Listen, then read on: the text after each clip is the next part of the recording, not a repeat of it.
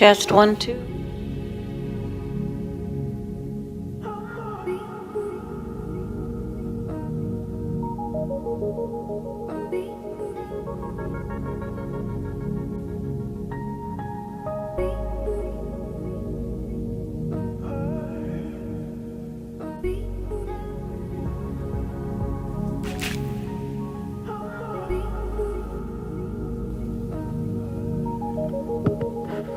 Test 1, 2.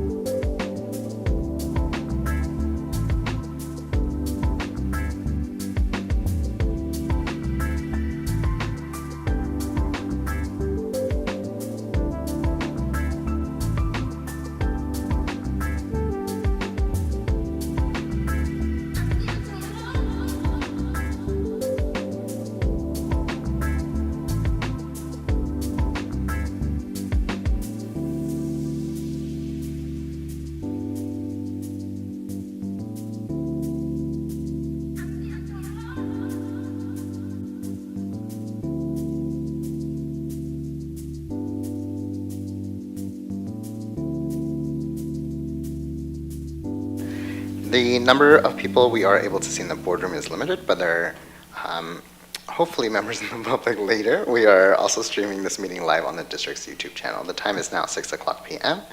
I call this meeting to order. Let the record show that we have 5 board members present, and I move to adopt the agenda. May I have a second, please? I'll second. Thank you so much. All those in favor say aye.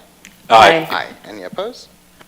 All right, motion passes 5-0, and the agenda is adopted. Next, we have for executive session, call for executive session. Does any member want to go into executive session? Hearing none, seeing none, we will continue on to our study session with the Innovation Programs Update. Dr. Mendeville. Thank you, President Garcia, Vice President Montero, and members of the board, executive team members who are here, and our viewing and listening audience. Thank you for taking the time to learn a bit more about our Innovation Center. We're excited about that. Dr. Barella will be sharing a presentation and lots of new and wonderful steps that have been already taken, and along with students and community members and employees to round out what we're going to be doing with the Innovation Center on behalf of our students.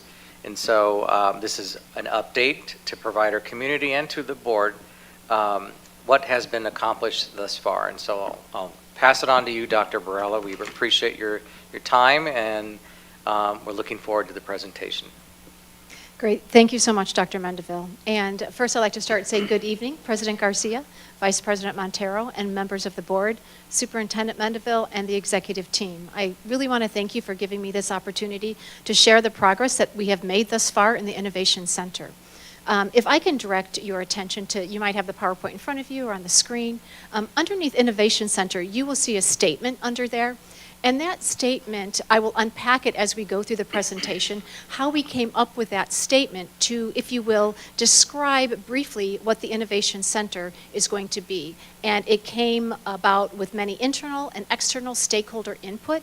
And so the statement up there reads, it's a program focusing on dynamic learning options designed to engage students in real-world projects following a problem-solution-based learning model.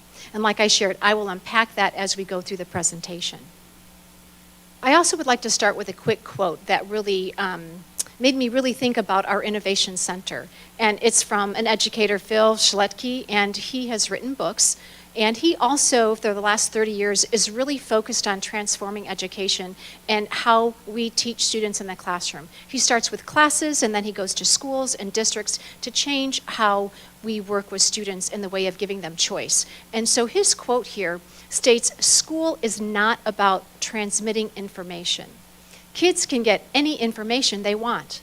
The trick is to motivate them to want to get the right information and then give them a choice about how to get that information." And so really that takes us away a little bit from the traditional model of we give students information and then we want them to remember it and do well on tests, which is also very important. But this quote here is more about choice and allowing students to be the agent of their own learning.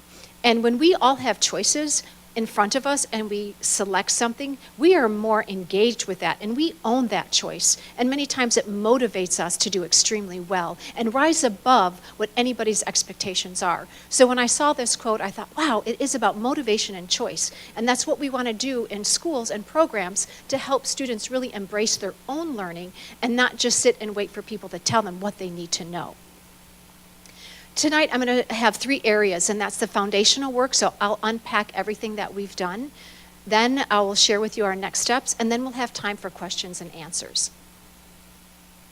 So starting with our foundational work. So as you all are very aware, because you approved for CAM Solutions to be our consultant. So as I'm referencing when I say we, many times that means Dr. Cam and myself in preparation of what we have put into place. So when I started at the end of July, mid-July, really talking with Dr. Mendeville, innovation can mean many different things to many different people. And so we needed to figure out for Tempe Union High School District, what did innovation mean? What is it that we need to help our students be future ready? So I did a lot of research with articles, watching videos, looking at videos from schools, and I spent time one-on-one with all the executive team members, with the directors, and also the principals to ask them, what does innovation mean to you? And what do you think Tempe Union High School District should include in their innovation program? So I picked their brain, if you will, to see what they thought. And then also with the principals, I said, hey, what is it that would value add to your high schools? Because we're not about just this center. This is about the entire district and community, and really what can we add value to our high schools and our teachers and our students. So I spent time with them in the early part of September, vetting through all that with them. And then Ms. Hilgers, she connected me with Kyrene and Tempe L, her counterparts at the district office, and I did a Zoom meeting with them to share with them what we were working on. And then I asked them if I could meet with their principals of middle schools particularly, but they ended up hooking me up with some of the elementary school principals. I wanted to listen and learn what they were doing in their schools, and then somehow we could leverage off what maybe some innovative things they were doing in their middle schools and their elementary schools. So I met with the principals that they elected for me to communicate with. And I actually went out to one of the schools, Manitas, and they have the Spark program, and they're partnering with ASU, the teacher college. And I went out to visit that school, although it's elementary. They are incorporating project problem solution-based learning, and they have, I believe it was 3rd and 4th grade, but this next year is going to be their entire school that's going to be changing to this new way of learning. So it's very exciting to see within our own community that there's an elementary school that is working towards project solution-based learning. And so I really wanted to also build relationships with our counterparts, because certainly our goal is to service the students that we serve together, but also we want to attract the students if they're choosing to go somewhere else. We want all the schools in Kyrene and Tempe Elementary to know what we're doing so they can market for us. Hey, you're really good at that. You should go to Tempe Union because you can do A, B, or C. So really tried to build those relationships with those principals as well. Then we went to onto some tours. As many of you are aware, you've approved for us to travel in October to Iowa Big, but we started looking within our own state, and unfortunately it was kind of in the midst of the pandemic in the fall, so some of the schools outside of Arizona would not let us visit, so we looked through their websites and videos, and a few of them had virtual tours, so we were able to glean information from what they were doing. So some of the schools within the valley we visited, they're up there. Phoenix Union High School District, we went to their coding academy and their bioscience academy. So Phoenix Coding Academy has 275 students, and the bioscience academy has 373. And they're a standalone high school, and they focus on something. So kids go there all day, 9-12, and they graduate from that school. We visited the Crest Academy, and that's at Paradise Valley High School. And the Crest Academy is a part of Paradise Valley High School. There's just like a segment of classrooms off to one side that the students will go to when they're a part of the Crest Academy. But then they intermingle with all the other students taking courses, algebra, geometry, honors, or AP. So it's not a separate standalone program. And then we went to Peoria, we went to the MET program. And the MET program is it's a location that all the high school students get to choose to go to during the day, either the morning or the afternoon. And you can see they focus on medical, engineering, or technology. Students will earn credit towards their graduation. I then visited the Herberger Young Scholars Academy, and I know Dr. Mendeville had gone there as well in the past. And that is a private school on the ASUS campus. I think it costs like $13,000 a year to attend. And it is scholars, it's AP honors, it's a gifted school. But what was intriguing about what they do with their teachers is they're multidisciplinary, where they connect two content areas together, and those teachers must plan and teach the students together. So for instance, there would be an ELA teacher and a math teacher, and they have to plan together every single day and deliver instruction together. So it's a team approach, and they do a lot of projects as well. So I went there to visit and got a lot of information from the director there and how they hire teachers and where they market for that type of teacher, because it's not a traditional way of teaching. And then High Tech High, some of you have probably heard of High Tech High.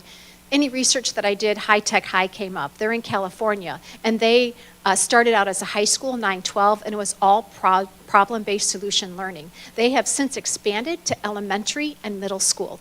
And more high schools. Unfortunately, they wouldn't let us visit at the time, and so we did a virtual tour and gleaned some information there. And they don't have one focus. They create projects for their students. Then we were fortunate, as you all know, to go to Iowa Big and Cedar City. So thank you for approving that, because we did learn a lot in Iowa. And what Iowa Big is, it is a program, if you will, like the center, and they serviced 3 school districts. And they partnered with community college, they partnered with businesses, governmental agencies, and nonprofit. And what those businesses did, they were an integral part of the student learning every day. Those entities created authentic projects for the students that attended Iowa Big to actually work on while they were there to earn credit. They would come, the students would come either in the morning or the afternoon, again, servicing 3 different school districts. One school district liked it so much, they created their own, if you will, Iowa Big. And so Iowa Big did lose some students because that school district decided to create their own program because it was so successful with student success. So again, all of this information that we are gathering, we are getting ready to present to our design team, which was made up of many people across the district, and I'll unpack that. But again, we're still trying to figure out what does innovation mean to Tempe Union, and what does our community need, students, and so forth. So then when we continued to move forward, we had several meetings with several people and groups, and so I'll unpack each one of these. But we spent a full day with Ms. Hilger's team, teaching and learning. We had 3 full-day design team meetings, and we had 59 district staff members from all across every school, as well as the district office. We had a business panel join us in our second design team meeting. We attended one of Dr. Mendeville's Superintendent Student Advisory Council. We had a business community conversation night. We also had individual meetings with community members and business stakeholders that were not able to make that business community conversation night. And then the last, if you will, activity that we have completed was our teacher interviews. So now I'll go and I'll unpack each one of these. So I just want to give Ms. Hilgers a shout out and a thank you so much. Her team has been simply amazing and a very integral part of the entire process. So we met, when I say we, Dr. Cam and I met all day with Ms. Hilger's staff. And obviously they are experts in their area, professional development. They know what best practices need to happen in order to engage kids. They're in the classrooms, they're talking to the teachers, so they have a wealth of knowledge of what is happening across our district and ideas for us to move forward with the Innovation Center. So I just listed a lot of the topics that we talked about during that day with them to get their input and their feedback. The design team meeting, as I shared earlier, we had 3 full-day design team meetings throughout the fall and one in the spring. And the next 2 slides will show the design team members. So you can see that we had the entire executive team that was on the design team. And we had all the principals, we had assistant principal representation, we had counselor representation, we had ed techs, we had all of Ms. Hilger's team, again, they were on the committee. And then we also, from each high school, we had a content area teacher represent that high school. And so we covered every content area as well and pulled in teachers to be a part of our design team meetings. So 2 slides with all of the individuals that were on that team. And then our first design team meeting was on November 15th. And as you can see on the slide, this is a very short summary of what we brought to that team and wanted to get information from that team. So we spent some time allowing them to read articles, watch videos about Future Ready, so we can be in that space of what does it mean to be future ready, and what is going on right now in our world that maybe we haven't had time to watch or see. So really bringing them into that space. And I do have links there for those of you that may want to watch some of the videos on your own time, so I put live links there for you. But we did ask before they left that day, we wanted to know their perspective, certainly where we were going, how we were doing as a district, and what did they see about the Innovation Center that could bring value to our district. And then we also asked them about the purpose statement and gave them time to reflect and dialogue in groups. We broke them up all into groups. They were working as teams. And then we concluded with a survey. And then after that day, we got together, Dr. Cam and I reviewed all that information. Oh, and I do want to point out, all along the way, I'm meeting with Dr. Mendeville and or the executive team to share, here's where I'm at and here's where I think we should go, getting their feedback and direction to move forward. So I just want you to know that Dr. Mendeville has been a part, and the executive team. So again, after this day, we gathered all of the information that we gleaned from this design team. And then we created our agenda for the next design team meeting, which we had on December 7th. And so we brought the design team back together, and we had a business panel at this design team meeting. And as you can see up there, who attended the business panel, they gave us like 2 hours of their time. They were here for an hour and a half, and we were asking them questions. And it was very valuable for the design team to listen and learn what our community business partners were looking for. So we asked them questions like, so what changes have you seen in your industry from the previous last 5 years, previous 10 years? What do you foresee your industry is going to change like in 5, 10, or 15 years? What have you done to prepare for it? And when you're hiring, what do you look for in the people that you want to hire? So the design team really gleaned a lot of information from our local businesses.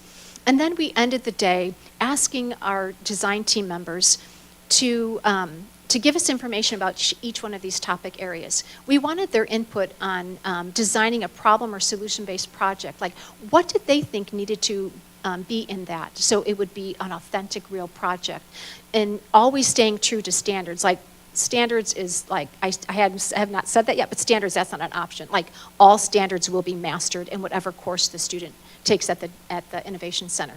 And so that was just a given. But what else would we want to see in that project? And then we asked them to create a portrait of an Innovation Center educator. And so what do they think that educator should look like, and the skills that person should have? Then we asked them to give us some marketing suggestions for internal and external stakeholder groups. So they gave us presentations, and they, in the short amount of time they had, they came up with some amazing ideas for us. So we also gave them a survey at the end of that day, and then working with Dr. Cam, we pulled together all the information, and then the next meeting was with the entire executive team. And that happened on December 14th, and we took an extended period of time with them, and we went through a variety of things with them and to get their direction to move forward. And so we wanted to figure out the purpose of the Innovation Center. And so that was one of the items that we asked the design team to come up with. So we provided information to the executive team in areas that we wanted them to make decisions on. And that was the purpose of the Innovation Center, the Innovation Center student, hiring process, the action plan, and then our next steps. And so the purpose of the Innovation Center, if you will, it's summarized by empower, expand, and duplicate. So I'm going to read the culmination of what we feel that the Innovation Center should be. And it is empower students to engage in solving real-world problems in a small, project solution-based learning model. Empower the next generation to be designers, inventors, creators, leaders, entrepreneurs, problem solvers, team members, and risk takers who will impact their school, communities, and the world through their work and ideas. We want to expand students' minds and thinking built around collaborative and multidisciplinary studio model with industry partners. And then we want to duplicate. We want to duplicate theories and new instructional practices to expand options, partnerships, and opportunities with our existing schools. So we landed on that for the purpose of the Innovation Center. And we also landed on that we were going to have the Innovation Center, it was going to be a program, not a standalone high school. So it would be a program where our students would come in the morning or the afternoon with transportation from our district, and where our students would be able to select from a list of projects or problems that our businesses have provided for us. And they would pick that project, the teachers would put them into groups, and then the business partner would actually be a mentor to the students on a regular basis. They would be invested in that team of students working through that problem or project until it came to fruition and it was completed. And so that's what we landed on. And as we're talking to our business partners, they are all so intrigued, and they're like, this is so cool. We just don't know how we're going to do this. I said, don't worry. We got you. When you partner with us, we're going to spend time next year with you, professional development with the teachers. Like, we are going to make sure that we are doing what's best for our students and engaging each other and co-creating what is best for our students and our community. So they are so excited about this process that Tempe Union is doing. They're always like, what's going on? What are you guys doing now? So it's been an exciting process with them. Then the next thing regarding Innovation Center students, we landed on allowing the first year 10th through 12th graders to be able to attend. We really felt that it was important for 9th graders to really build that affinity to their home school and get really grounded in that homeschool process and learn high school. One of the biggest transitions for kids is from 8th to 9th grade, as we all know. And so they need as much time at their home school to get grounded there. So we are going to open it for 10th through 12th graders. And being very mindful about the times that we have at the center, we want to make sure students get back to their home school in time to enjoy all the extracurricular activities, whether it be a club, and or a sport. So that is a priority. So they, again, can be at their home school doing the things that they like extracurricular-wise. Hiring and the action plan and next steps, I will unpack that in a few more slides. I want to continue with all of the meetings that we've had with the internal and external stakeholders. The next meeting we had, we went to Dr. Mendeville's Superintendent Student Advisory Council, and there are 36 kids on his council. There are 6 students from each school, so I've listed all the students. And the entire executive team went to that session that day because we wanted to listen and learn from our students, their perspective. And I will have to say, as you all know, our students are simply amazing. And I think all of us were so proud, like, oh my gosh, they're just awesome. They gave us so many ideas. We wanted to really understand from them what they felt innovation was. So we did set the stage with them. We showed them a video and what future ready looks like now out there and bringing their mind in that space. And they really provided a lot of information for us. We wanted to know, what skills do you think you all need? And they were spot on. And we said then, like, what courses are you learning those skills? And so the great news is there are courses out there that are really teaching our kids some good skills. So we've got great things going on here at Tempe Union. And I know that you all know that. And then we asked them, what do you think the teacher should look like, or what kind of skills should the teacher have? So they really provided a wealth of information for us from a student perspective. I'll digress just a little bit. Dr. Keller was there taking copious notes because she was thinking about the interview process, and we already knew we were going to have a student panel. And so we wanted to make sure we asked questions that the students were interested in for our candidates. So she was over there taking copious notes, and this is good. So it was a really fun day to be with our students. And then that evening, we had a business community partner conversation, and there's a list of individuals that we already have relationships with, but they came that evening to listen and learn more. And so I want to thank the executive team members because they facilitated at every table the conversation and guided it and directed it and took notes for our business individuals. And we wanted to find out the same things for them, so we kind of laid the foundation about future ready. And then we wanted to pick their brain about what did they think the Innovation Center should be, and really wanted to ask them about, do you have any projects or problems that you can think of that right off the top of your head that you would want a student to or student group to try to solve. So it was a really fun evening, and when I sent out thank yous, when I got some emails back, several emails, they were like, this is so awesome. Like, my company, we're so busy, we haven't even had time to think about the future, but you really made us stop and think, like, where are we going? And so they're like, we're so excited for this. So it was a win-win, and I know it will be in the future for every business that decides to partner with us. And then our one final last foundational work meeting with the design team, again with those 59 staff members across the district. It was our last one for the spring. But then we reviewed all the data and everything that we had regarding students, businesses, and we wanted them to create, if you will, instead of a portrait of a graduate, like the portrait of a student once they leave the center, if they've spent a semester there, a year there. what does that look like? And we already know they're going to master the standards, but what skills are most important for Tempe Union? So we allowed them to provide information. They worked in teams, again, for that. And then we asked groups to select a problem and create a plan as if they were the teacher in the Innovation Center. So that was a really fun day as well. And then the very last activity, I call it activity or process that we have engaged in was our hiring process. So I want to give a thank you to Dr. Keller and Megan. We spent quite a bit of time together working through what the process is going to look like. Dr. Keller did a lot of research looking at other companies like Google and Amazon and videos, like how do they interview, because we had to figure out a completely different way to interview because it's a completely different way of learning and teaching. And so we wanted to be very innovative in the way that we interviewed our teachers, so they were very clear that this is not a traditional model, and are you going to like it? And are you going to thrive in this setting? So I give a shout out to Megan and Dr. Keller. We spent a lot of time together, so thank you. And so what we landed on is we did post internally and externally. We had a 2-day interview process. We interviewed 13 teachers from the areas of ELA, science, social studies, and CTE business. The interview committee, we had 11 district personnel. We had 7 business and community members, and we had 5 students from Dr. Mandeville's Student Advisory Council.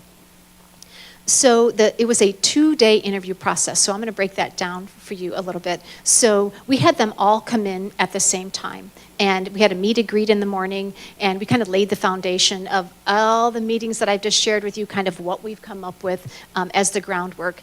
And then Dr. Keller, she did a little personality profile with them to see how they interacted with one another. The whole point of having this type of interview was really watch how they interact with one another, and are they really going to be a team player? So we watched how they interacted with one another and did a couple activities, and our hope was that when they were working in the afternoon in the group, that they would use this information to help them work better in the group. So there was some reasoning behind that personality profile. Then in the afternoon or late morning, we broke them up into groups. And so we tried to divide up by content areas and, believe it or not, by personality to make it a little more challenging, of course, because that's what they're going to be doing every day, working with people that are not in their same content areas and have different personalities. So we broke them up, and they went into each content area of our content specialists out in the Innovation Center hallway. And then the interview team, the 11 district office personnel, we would rotate around into each room and just sit back for 5 or 10 minutes and watch them interact. And we had a rating scale and everything. And so we just popped in and out of every room to watch how they interacted with one another. And then the culmination activity was they had to do a presentation in front of everybody. And so we also wanted to see their presentation skills and how they worked with each other in presenting and who took the lead. And were they a good speaker and all of that. So that was the first day. And then the second day we had them come back, and we had our student panel of interviews, and then we had our business community, and then we also had district office. And so the candidates rotated around a 15-minute rotations to each one of these interview committees. So they had students interview them, and then they had business interview them, and then they had district office. And we had 2 separate groups, and we kind of went through a 15-minute process. And we also had a writing prompt for them. And Dr. Keller, she created the questions from listening to our business partner conversations, what their needs were, and then also the students, and then obviously what the district looks at. So she created 4 questions for each area. And then we had, in each one of the rooms, with our businesses and our students, we had a content specialist in there, obviously to facilitate the interview, to make sure, that everything is followed, right? When there's an interview, there's a certain process. So we did have staff in there to make sure if there was questions or making sure that they followed the process. And so that was quite an extensive process. So we had a lot of data. So we vetted through that data. We had to call some individuals back for, more questioning and just really vetting through all of the information that I had. We had a lot of data, and so we have landed on 5 candidates that we believe are going to be awesome, and I believe 3 of them are on your agenda this evening for approval. So the other 2 will be coming April 20th. So we're very excited, number one, about the process. We believe it's a great indicator of how they're going to work together and move this work forward extremely successfully, not only for Tempe Union, but the community as well and our students. So the next steps, year 21, 22, you can see we're in that year, and we're going to continue with some stakeholder meetings, some business meetings, to continue partnering with our business partners and getting them on board, getting some commitments from them. In year 22, 23, there will be a lot of planning and professional development, not just for our teachers, but also for the business partners that we will be partnering with, building relationships with our school sites, marketing, and anything else that we need to prepare for our students that will register in November. So we have a lot of work to do before that. And we'll also determine, Ms. Hilgers and her team met with me too. We looked over the course catalog to say, okay, what courses could we potentially teach here at the center? So we have a list of courses. So we'll really vet through those when we work with our business partners and the projects that they're going to be able to provide for us, and kind of look at the courses to say, okay, we can get a lot of standards from this project, so we can offer this course with a teacher that has highly qualified in that area. So we'll be really working through that with Ms. Hilger's team in August and September to be ready for registration in November. And then year 3 will be opening doors. It's going fast. It's very exciting. And one very exciting thing, so to one of Megan's staff, Diane Welling and I have been working on a grant, and we submitted our grant and we got approval for the first round. They have like 2 or 3 more rounds, but we put in for $582,855. It's an innovation grant, as you can see, and so we're very hopeful that we'll get that grant to help us with a variety of things. So hopefully by the beginning of May, we'll know if we are awarded that grant. So specifically the next steps in the near future, obviously the approval of the teachers that we are recommending. Professional Development Day for our new teachers, I've talked to them already, and working with Dr. Cam, we will have a full day with them in May, working with them to get them up to speed. Because I know teachers, they're amazing, and they like to think about things over the summer. And so instead of waiting till they start July 28th, I'd really like a day with them, because I know they're gonna be calling me over the summer. They are like so excited. So I really want to get a good foundational day so they can start getting their wheels spinning and communicate with me over the summer as much as they want to. We also plan on having another business community event at the end of May. We will invite our businesses that we've already partnered with, but also expanding that invitation to bring more businesses in to meet the teachers. And also, we would like to have some of Dr. Mendeville's advisory kids to come as well, so businesses can really be like, wow, your students are amazing. Because we all have a different experience with a teenager, and if you don't know a teenager, or you may know, Christine down the street that, she doesn't even say hello, you may not have the greatest take on really the potential of what a teenager can do. Like, they're simply amazing. So we really want to make sure our businesses understand the value add to their business by introducing them to some amazing students that will be working in the innovation, or coming to the Innovation Center. And then we will continue to plan out professional development. I already have what's going to happen every month next year, but now I need to tease out every single day what that looks like for their time that they're going to be with us, because we have a lot to do in that time. It seems like a long time, but it's going to go by extremely fast. There's lots to do. And then we'll continue to nurture and develop business community relationships. That's an ongoing process. I've met with people quite often that say, hey, they'll send me an email, I'm going to connect you with so-and-so, would you meet with them? And so just really reaching out, sharing with people what we're doing. And that is all I have to share with you, and I am open for questions, and Dr. Mendeville and anybody else on the executive team that has been a part of this process. Thank you so much. All right, board members. All right, Member Hodge. First off, I want to say this presentation was phenomenal, and I'm very excited for what's going to happen in the future. And we couldn't have got a better person to beat ahead of it, so thank you so much. I'm going to wait from other board members, but I just have one quick question. How did you guys decide which programs you're going to use? Is it going to be like a survey to the community for our kids to know about this and what they think about it? Like, it's great that we have the student advisory, but I kind of want to know what the common student who will be using it probably more, what they feel about it too. So I was wondering if we can do maybe a survey out to all of our students to get a post check on that for them too. Great question. So first of all, thank you. Second of all, I think I missed a very important piece that all students, what we landed on was a program, not a specific coding or bioscience, because we want all kids to have the opportunity to attend.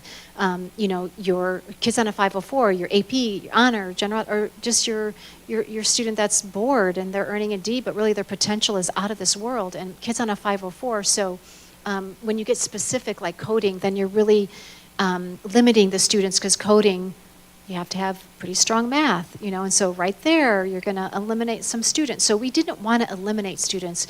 We want to include all students. So, Burdetta, that's a great question. And we are teasing out the next steps in regards to getting more information from our community and how we're going to get that out there and grab some more information from more individuals. And I know, Dr. Mendeville, what I did miss was he's got his parent advisory council, and he did share what we were doing at that time. I wasn't there, so I'm sorry I didn't put that in. Thank you. All right, thank you, Member Hodge. Vice President Montero. First of all, thank you for the presentation, and it's also good to see you again. For those that don't know, Dr. Barella was my principal for all 4 years of high school, so good to see you again. Nice to see you. I had two quick questions, and I'll let the other board members, so I'll just ask one real quick. I was curious about the business partners and potential partnerships and how that will play out in practice. I think we have a really unique opportunity, kind of where we are geographically in, the Phoenix metro area. We've seen, whether it be the semiconductor industry, quantum computing, we have a lot of, kind of a regional, even global hub coming up in the future. So I think we have a really good opportunity, even with ASU just right in our backyard. Getting those connections with programs over at ASU or internships with a lot of these different industries. And so kind of how does, and I know we're still figuring a lot of the practical stuff out in the next year or so, but how will that so far in your mind play out once this opens up? Right, that's a great question. And so, yeah, we have so many opportunities to partner with businesses and universities as well. And so working with Megan, we're working on how we're going to market it and how we're going to, if you will, come up with some type of brochure meeting with industry. So what I've learned in business is it's all about who you know and networking. So that's what I'm doing right now. I'm networking and getting people to introduce me to other people. I've met with Intel, with Jen Sanchez, and so she's very aware, so she's already connecting me to other people. And so starting with that and then meeting with them individually, I talk with Dr. Mendeville, say, okay, do you want to go to this meeting? Do you want me to go to this meeting? So really working with him and vetting through who should go and who should contact. And so we're really working through that process. And so at our meeting in May, we really plan on having a wide variety and inviting a lot of businesses that we have not communicated with, and we'll work through the appropriate time to reach out to the university, and there's so many options, GCU, ASU, community colleges, and so we just need to spread our wings, and then we'll probably have to narrow down. And it might be that this year we have these businesses, but next year we can have these businesses. So really teasing that out and figuring out how that's all going to work, with continuing to communicate with our partners. If a student doesn't pick a project from that partner, we need to make sure we're in continuous communication with that business. So a lot of things that we'll have process and procedures in place and how we're going to do that. I'm going to add Thank you. to that, if I'm okay. Part of that, too, is that we will be launching ideas that are generated by some of the staff and certainly by the business partners. And once the students are entrenched with this thinking and really invigorate their creativity, their curiosity, they're the ones that I want to hear from the most. in terms of, okay, have we thought about this? Because then we can tag or align a particular business with their idea, with their project, so that they can determine what that solution could look like. At least that's my vision for that. Thank you so much, Vice President Montero. Member James? Thank you so much for the presentation. I feel like it would be really wonderful to have some more updates with more details as well. I wrote down the community input to hear specifics of what did they say they wanted, and just kind of teasing that out would be great. My concern, my question about how are we going to handle the time management for these kids? I know you said you want to get them back in time for the after-school programs. Are they going to be unable to take as many classes? Like, how are we working the transportation? And I'm specifically thinking about the programs we have on our campuses, making sure we're not taking kids out of those programs. And I know these things are on the forefront of your mind. I just am wondering what the logistics are. You know, thinking about our CTE programs, our kids that are in fine arts, and making sure that they can continue to do that. And I am especially concerned with smaller campuses that don't have as much flexibility in programming those or scheduling those classes. So say if, you know, Tempe High has band in the morning, but they're slated to go to the Innovation Academy in the morning, then there's no way for that kid to do both. And I know we're going to come across these obstacles, but how are we going to really make sure that we are giving the kids the most opportunities, and, you know, that they're not missing out a potential of one credit a day because they're traveling? Like, just how is that working, I guess? Sorry. Yeah, great questions. So with the courses that will be offered, we are specifically making sure that we offer content area courses as well, and not just all elective. So we really need required courses, the content areas. So allow the students the opportunity, the flexibility to continue to take elective courses at their home site as well. And so personalized learning, as we know, is very important for each student, and every student on each campus should have a 4-year plan and what their goal is for their future. So working with their counselor to say, hey, so Christine wants to go to the Innovation Center. What courses does she want to take next year? Oh, she's in band? Well, that's in the morning, so then she has to slate the afternoon to come to the Innovation Center. And it's not going to work for all students, because just being at Desert Vista, knowing that there's so many options sometimes that students have to make choices, and it can't always fit in their schedule. But our goal is to personalize for each student to make sure we're following their trajectory for their future, as well as staying in tune with what their passions are on campus. And certainly our hope is that we're drawing students back to our district with this program, so that our school sites will enroll students and then they'll come to the center. That is also a goal that I didn't share tonight, certainly for our students, but bringing our students back or attracting new students as well. So the schools, like Tempe High, will have options to send some kids to the morning and some kids to the afternoon, so it's not going to pigeonhole them. So Correct. they will have that flexibility. Okay, that's a really great clarification. I appreciate that. Yes. And then is it a matter of if they take, do they have 7 classes a day? Is that right? 6. 6 and then lunch, yeah. So if they take 6 classes, if you're on campus full-time at one school, you get 6 classes. Does that change if you're at the Innovation Center? Do you take 5 on campus? Well, yeah, it's going to change, because how many would you be taking at the Innovation Center, and how many would you be taking at the campus?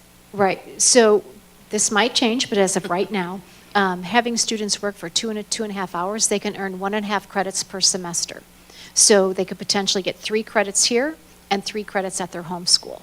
Because the transportation piece and getting students here and giving them enough time to work on their projects and to meet the standards. Okay, so they'd have like 3, you said 3, they'd be taking 3 classes at their home, and it would be the equivalent of 3 at the Innovation Center. Okay, Correct. Thank you. You're welcome. I want to emphasize, too, that the teachers hired are core content teachers, so we want to make sure that when students choose the Innovation Center experience, that the core classes are the primary gathering at that time so that does afford them with the electives. Just to your point, if someone's signing up for band in the morning, well then right away the counselor knows to put them in the afternoon. So we're trying to look and see every scenario, and hopefully we capture many of them. Thank you, Member James. Member Baraza. I appreciate the very thorough presentation and all the hard work. I know there's a lot of factors to consider, and in order to get this going, and that's the task of innovation. So I appreciate the hard work of everyone. Thank you for putting in their names in the presentation, so that way we can have that later to, as record. Few little questions, but first one, just a clarifying one. Are the individual courses or are the individual projects taught alongside courses like dual enrollment or general education, or are they standalone projects? As of right now, where do we stand on that type of, where do the projects lie? Do we get credit for college for them, or are we trying to align it with Rio Salado and all that? That's a great question. So we will be working with Ms. Hilgers on that next fall to see what courses we're going to offer. So looking at our business partnership and the potential projects that they'll have for us, we need to vet through the standards that could meet that project, right? And so, because we have to be standards aligned. And so we will look at our course catalog with the core content areas where our teachers are highly qualified that we've hired, say, okay, what courses can we offer this next year? It could change each year depending on, because for social studies we can have economics, sociology, psychology, there's some electives in there. For ELA we can have all the ELA 10, 11, 12, we could do that. We have science teachers, we could do environmental science, sustainability. We do have a business CTE teacher that could potentially do a business class or marketing. So it will all depend on the potential projects that our businesses have for us, and then aligning that with the different courses that our students would sign up for. So our students working on one project, they may be working on a sociology standards, they may be working on ELA 11 standards, and they may be working on a sustainability, depending what the project is. Within that project, the student's going to have to identify all the standards that they need to meet. And then the teachers will have to say, oh, there's these 5 standards that you're not going to meet in this project. So they will have to be creative and teach the students the standards that are not embedded in the project. The goal is that the majority of standards will be embedded in that project. The students will have to take ownership as well, knowing the standards. And so that will be teaching the students as well how to identify the standard and what that looks like, and they'll have to prove to the teacher, I have mastered the standard. If not, student, go back and you have to do A, B, or C, or figure out you haven't met that standard yet. And so really giving the ownership to the students, but the teacher also making sure, I'm going to maybe have a Thursday where I'm going to pull 5 kids aside because they're not going to get that ELA standard, and then teach them and then have them show that they master it. That's our initial thought right now. Mastery approach towards it, Okay. of the skill sets. Yes, of course, yes. Absolutely. And then that all the sounds skills that they're going to learn as well. So we'll be grading them on skills as well with businesses, because that's one of the reasons why we need the Innovation Center as well, to help them with their future-ready skills.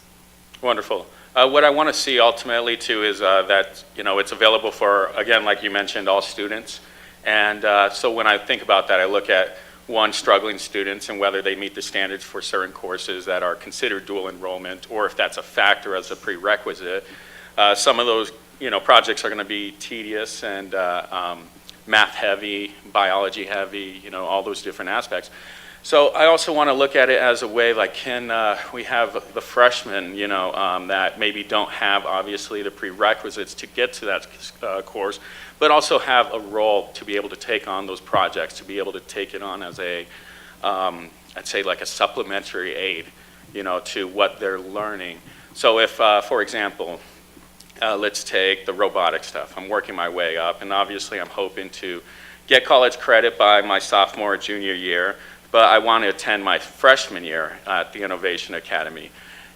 I'd like to ultimately see if there's a way that that freshman maybe not can take the course, but can participate in the projects in the aspect of maybe after school program, to where the individuals, the students in the projects can be mentors to that student. So we have a strong community built in which there's that learning from their peers. The one thing that I look at is, and I'm going to schedule to talk because I have so many questions and I want to pull your ear, and it's so wonderful to hear all the ideas that you guys are bringing forward. One foundational, I think, just to think about is, so if we're aligning it to like certain projects, let's say coding or culinary, so forth, and we're getting these relationships, I always ask myself, I hate to be the devil's advocate, but what if that relationship just goes sour and we don't like what it's coming in? Now we have to change because we modeled it around the relationship. And what I'd like to see is maybe that we build the model of how we do and then sell them to come in so they fit into it. So that way, if, let's say we have a Tesla innovative automotive technology, little area, and then the relationship kind of goes sour, and then, or something happens and they can no longer be a part of it, legal-wise, whatever. And it's still, the classroom is designed for someone else to pick up and put their name. I think if we have names on our classrooms with our partners, that's also a selling point. I want to go to a Tesla innovative automotive technology classroom. I want to go to a Food Network inspired or Juilliard this related theater program or something that has those names. Those are where I want to send my kid. And so I love the idea of the business partnerships. And so that's where I'm thinking what we might have to focus in on, hone on, what does the academy mean in terms of foundational, like one section is automotive and engineering, one section is culinary based, one section is devoted to community outreach and nonprofit development and how to work out things like that. And so that way the classrooms can be adjusted, but the program itself stays in place. And so that's just something that I was just thinking of. And the last thing would be, I'd love to see if we can get a partnership over there for our Special Olympics Arizona community to be able to utilize some of the facilities, or just in general figure out how they can play in. I think one of the aspects of building the community that can sometimes be lost, and I'm not saying it's lost in the conversations, but just figuring out how we can include everyone in all our campuses. And I know we do that, and I know that's part of the conversation, so I don't want to convey anything otherwise. But maybe if you can remember that when we talk, I would love to hear some information on it. So thank you again. I appreciate the hard work. My pleasure. Thank you. Thank you so much, Member Barraza. All right, I'll try to be quick with my questions because I know we have a few others, but if not, then we can email them and get back to them. Andres kind of started touching on one of my pieces too, and kind of expanding and building on that of, were there any other community partners that were involved in this? Because while I am excited to see all the different business organizations and what have you being involved, especially because I started my own business in high school. So that's always been something for me in the entrepreneurship area. But I was kind of curious to see if there were any other organizations that we were able to bring into the fold or are thinking about doing that. Right, great question. So the ones that we brought into the fold right now, we already had pre-existing relationships with them. I think TGen was a new relationship. And so we are expanding now on what we had a whole list of business partners already through CTE, and Dr. Mendeville had a list. And so we tapped those individuals first. And now we're reaching out to individuals that we've never reached out to before. So that's what we're going to be working on now, all summer and all next year. Okay, yeah, because I definitely want to encourage and empower y'all to do that because we have so many different kind of ground zero organizations, especially in Arizona, that are, which I'm glad that we're tackling accessibility to all students because, innovation, like you mentioned, looks very, very different to different people and what that means. And, some things that came off the top of my head are, the Flynn Foundation, who is in deep with understanding, Arizona's own challenges to the state, which I know we're looking to address local and global challenges. 1 in 10 who have figured out how to support struggling LGBTQ youth. Helios Foundation, who is targeting in the increasing of the growth of Latino students in the state and much in addition to the country. Historically Black and tribal colleges who are, going through and helping their own communities in different ways, and even our own tribal governments. Intertribal Council of Arizona, Gila River has figured out how to advance their own water rights and being self-sufficient in that way. And so thinking about and even, civic engagement too, because if we're teaching them how to fix the problems of the world and challenge them in creative ways, we gotta have a fundamental understanding too of how our systems work and looking at those systems design. But yeah, I'd love to see that grow. And then also, I wanted to get a pulse on, I guess, what other interpretations of innovation are we thinking about and looking to test and kind of bring it to the fold as well? So, great question. So, we landed on allowing all students to come with a variety of problems from businesses. Certainly then after the first year, if we need to have a certain niche, to your point, sir, if we need to have a certain niche, that would evolve regarding student interests. And from Berdetta's point too, making sure we're always paying attention what our students' needs are and what their interests are. And so we can adapt and evolve in that because of the variety of teachers that we have and the subject areas that they can teach. So we may end up focusing on a bioscience or engineering, but we didn't come up with that because we wanted to give all students an opportunity. And certainly offering honors classes, we can do that as well. And then working with Ms. Hilgers for the Rio certification part, because we know that's very important to our community as well. So to that end, we will continue to work on that. And then figure out, obviously, with all of your support, of do we need to have specific focus area in the future? No, thank you. I want to, if I may, I want to add the fact that there are many nonprofits and foundations that we're tapping into as well that fit right into this model with problem solution based thinking.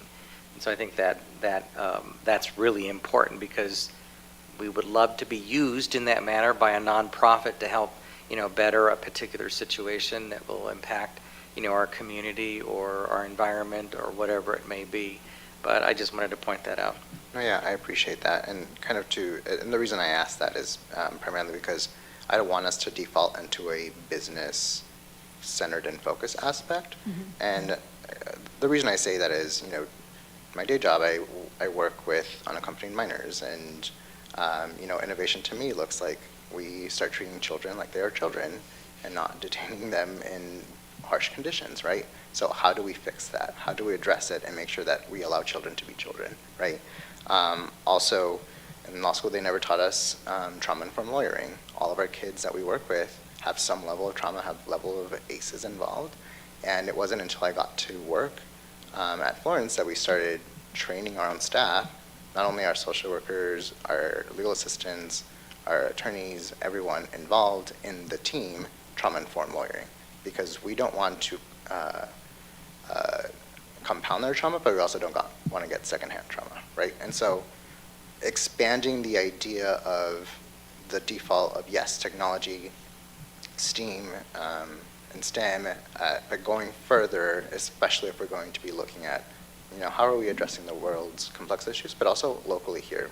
We have a housing issue and affordability, and incoming Councilwoman Hodge is going to be tackling that over there, right? And so there are multiple nuances of what innovation looks like, and I just want us to challenge away from the default and kind of allow, like you all mentioned, allowing that accessibility in the students to define that themselves, and but allow it so those opportunities are there, not kind of preempting it.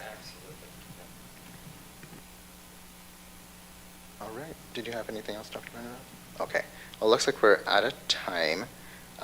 So, board members, we will take a 5-minute recess. We'll return at 7:05. But I just want to thank you so much for coming and presenting and giving us an update, and we're excited to see where it goes. Thank you, my pleasure. Thank you for Thank your so much. support. Appreciate it. Yes, of course. Thank you, Dr. Barella.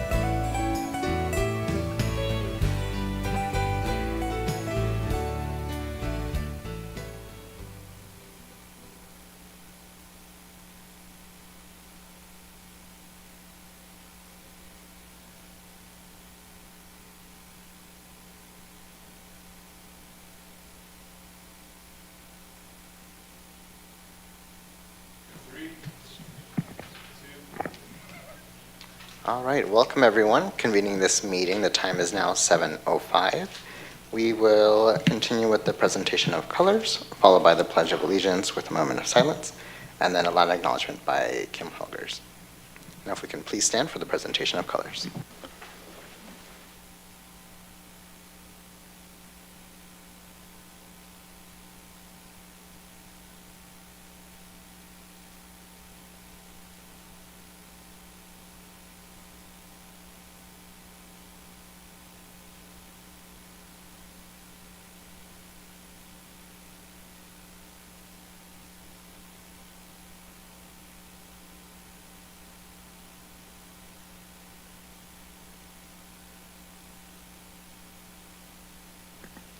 I pledge allegiance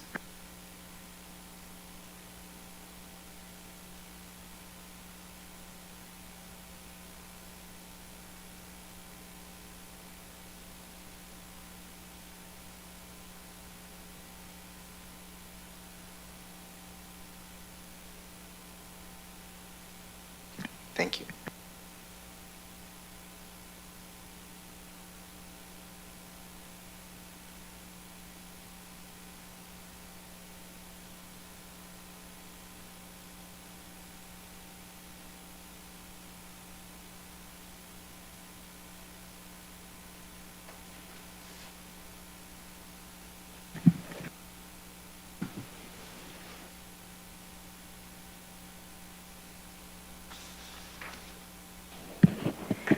Tempe Union High School District acknowledges that our community of schools is located on the ancestral lands of the Akmal, Autumn, and Peepash indigenous peoples who have inhabited these lands since time immemorial. With this land acknowledgement, the district formally recognizes that the traditional care and keeping of these lands by indigenous peoples allows us to be here today.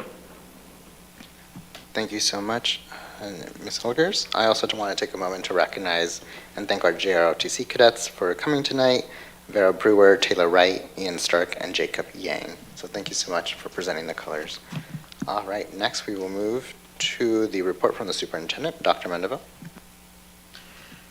Thank you, President Garcia, Vice President Montero, members of the board, executive team members, and those who are present in our audience tonight in person, but also our viewing and listening audience. A couple of fun things to report. We have a field dedication at Marcos de Niza. It will be dedicated to Mr. Steve Adolph, former superintendent of Tempe Union High School District and a member of the Marcos de Niza family. More information will be going forward with that, but guests will be invited to attend a ceremony in the main gym from 3 to 3:45 on April, there's not a date on this, April 20th? April 25th. First pitch will be thrown up by his daughter Julie at approximately 3:45, but like I said, we will have more information on that later for the community, but I just wanted to recognize the fact that that is happening on behalf of Mr. Adolph. Secondly, our ACT prep videos, a lot of work has gone into those. The district held 2 ACT practice testing days, one last fall and one in February. These were long days for our students, with many of them experiencing test fatigue, although we didn't see a significant drop in test scores. Liz Stone, one of our basic skills specialists, or our content skills specialists, that's an old MESA term, wanted to find a way to refocus and re-energize students during their 15-minute breaks. And she is the inspiration behind a series of videos that focus on scholarships, college acceptance, benchmark scores, and test anxiety. She also wanted a video for students who don't have college plans, and that's okay. So I'd like to acknowledge the students and then have you see the work of our students in the department. Corona student Sam Braley, Tara DeMarino, Marco students Lillian McGrew, Sydney Stormont, and Johanna Villanueva are the stars of these public service announcements being shown at each of our school sites. Warren Cole filmed and edited the final videos and shared them with principals. But let's take a look at the one for tonight. I'm not planning on going to college, so why do I need to take the ACT? Nice try. Nice try. Nice try. Employers hire employees that can take information and make decisions to solve problems. That's pretty much what you do on a day-to-day basis in any job. Taking the ACT, even if you don't plan on going to college, is a great way to show potential employers that you are able to do just that. Solve problems. Sorry to break it to you, but at some point, your family is going to kick you out and make you pay your own way.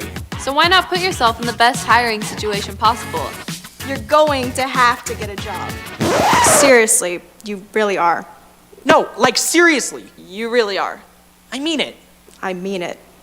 No, seriously. So act now. But remember, you hold the power. The test doesn't. And that's been the big message with all of them, is that act now. The test doesn't hold the power, you do. So I think our students just did a phenomenal job, Warren, and our schools and students have participated, so I want to thank you very much for that. I've heard a lot of good feedback from our students and teachers. Next, I'd like to invite Brittany Stanchik up and Frankie Marchi. Desert Vista. One, it's 18th. Yes, you heard me correctly. 18th state championship in February, solidifying the program as the winningest team in Arizona speech and debate history. Speech and debate students attending the meeting tonight are seniors, and let me know if there's others here. Isaac Khan, President.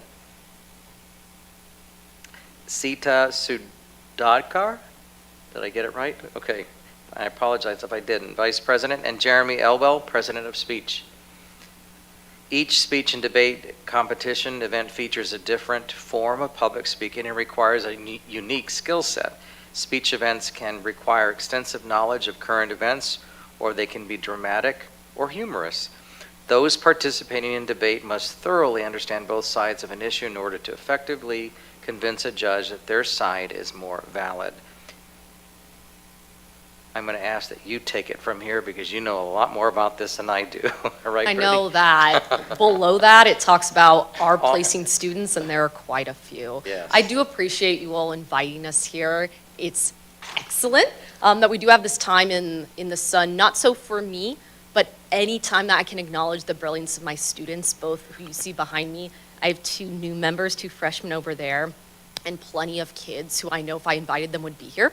And you do not have enough seats. But with that being said, it's awesome that we acknowledge the worthiness of speech and debate for sure. But that being said, as a speech and debate coach, ironically, I don't speak a lot.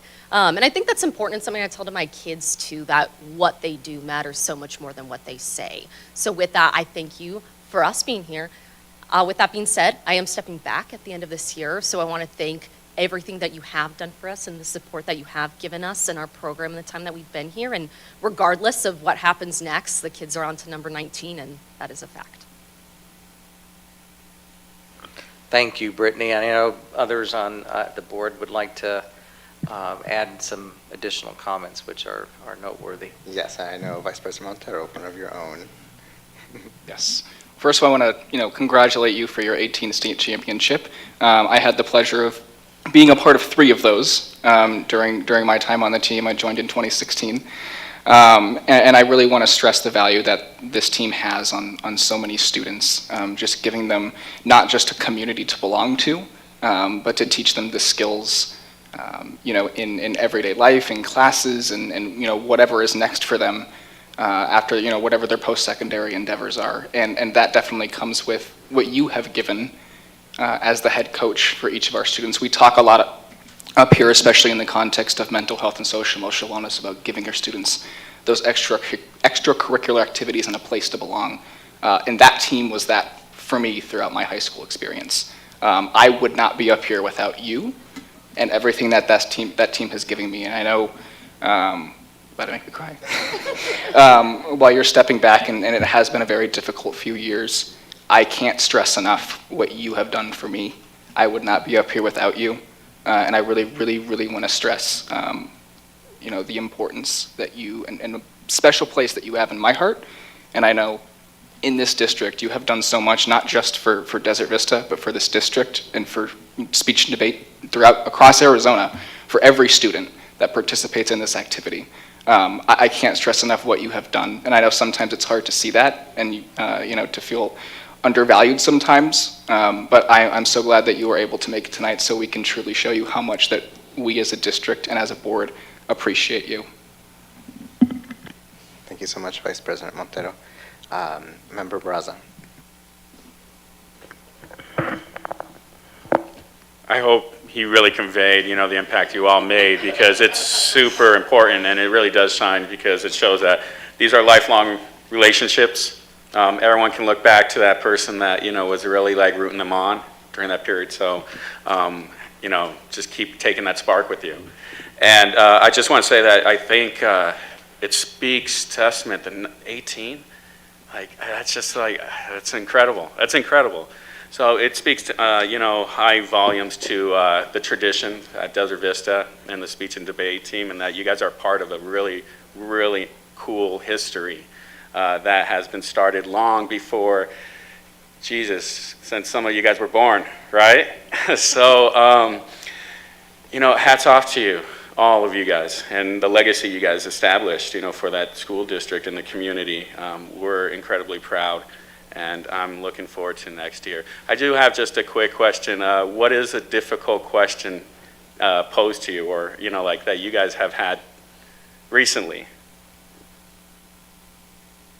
Like in debates or just in general? Just in general, whatever, what has been a difficult, I guess, when you go up, what have you found difficult? How about that? Let's put it in that way. A position or preparation? What's the most difficult for you? Let's see. Aside from this question, definitely being able to, find the value in both sides. I think it's something that we see less and less of these days, and debate's really valuable because it teaches you to be able to find truth in both areas of life, and I think that's one of the most valuable things that we learn from it, even though it's really difficult. I appreciate that. Thank you, guys. Wonderful. Thank you, Member Braza. Member Hodge. I want to say thank you so much. I remember in 2017, I came to ASU, and you had your whole team there, and I was picture happy at that time, and I was like, can we take a picture? Can we take a picture? We had the largest picture, and I'm going to send that to you because you had the biggest smile. You implanted a seed that will continue to grow forever. So I just want to thank you for all you've done for your students, and you are a phenomenal person, and it will grow with every student that comes in the future. So thank you so much. For all you've done, and congratulations. And guys, I'm leaving the district in 2.5 more years, so I want to hit 20 before I leave, okay? So there we go. Thank you, Member Hodge. Member James. First, thank you. I'm going to cry. Gosh. Vice President Montero and I often talk about how speech and debate was what music was for me in school. So I know this is an emotional time for sure, because we've heard a lot about the impact that you've had. So thank you so much, and congratulations to your team. And I also noticed that one of your freshmen was in preschool with my son, Callie. They were at Mesa Montessori together, and my son came home and talked about Callie all the time. All the time. Yeah. And if he wasn't going to be able to marry Callie, she already had her bestie. He was just going to marry her brother. Like, he was going to be there.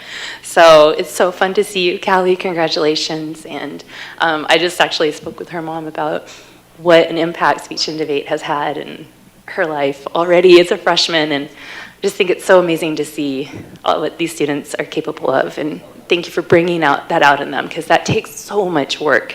It's so much work, and it takes a special person. So thank you so much. Thank you, Member James.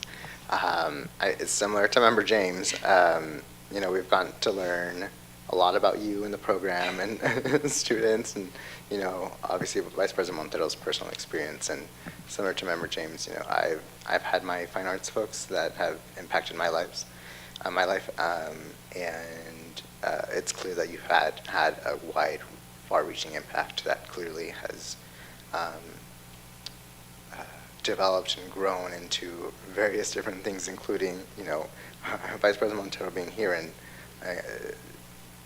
going so far as, we were just having an innovation center study session, but even talking about innovation with Vice President Montero leading social emotional innovation here, right? And so I'm sorry that I didn't get to know you while you've been here, but please know everything that you've done is appreciated, and hope that wherever you go and whatever you do next, that we're always open here if you decide to come back. But thank you so much for everything that you've done and will continue to do. And just kind of want to brag about the scores with final team placings. So y'all, for context, ended up with, 350 points? And first runner-up with basis pure at 259 points.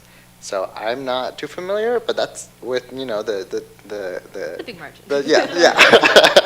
And then the second runner-up with Hamilton High at 110 points. So I'm. He's basically saying you kicked, okay, which is awesome.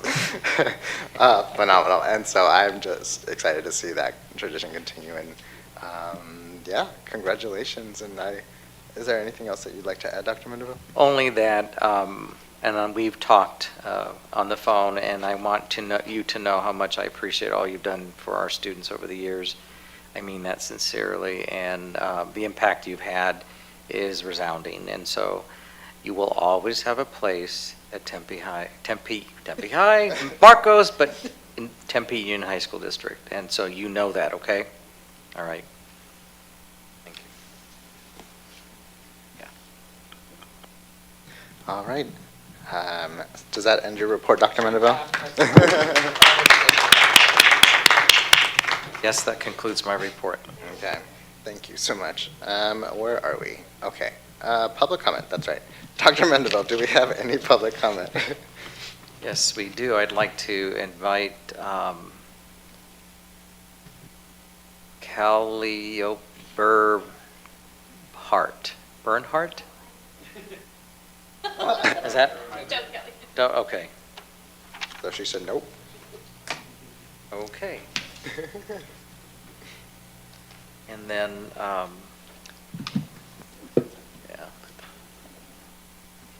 I'd like to invite Jody Hernandez.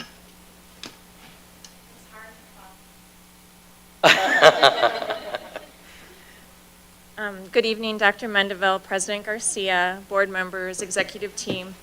My name is Jody Hernandez. I'm a parent of a sophomore at McClintock High School.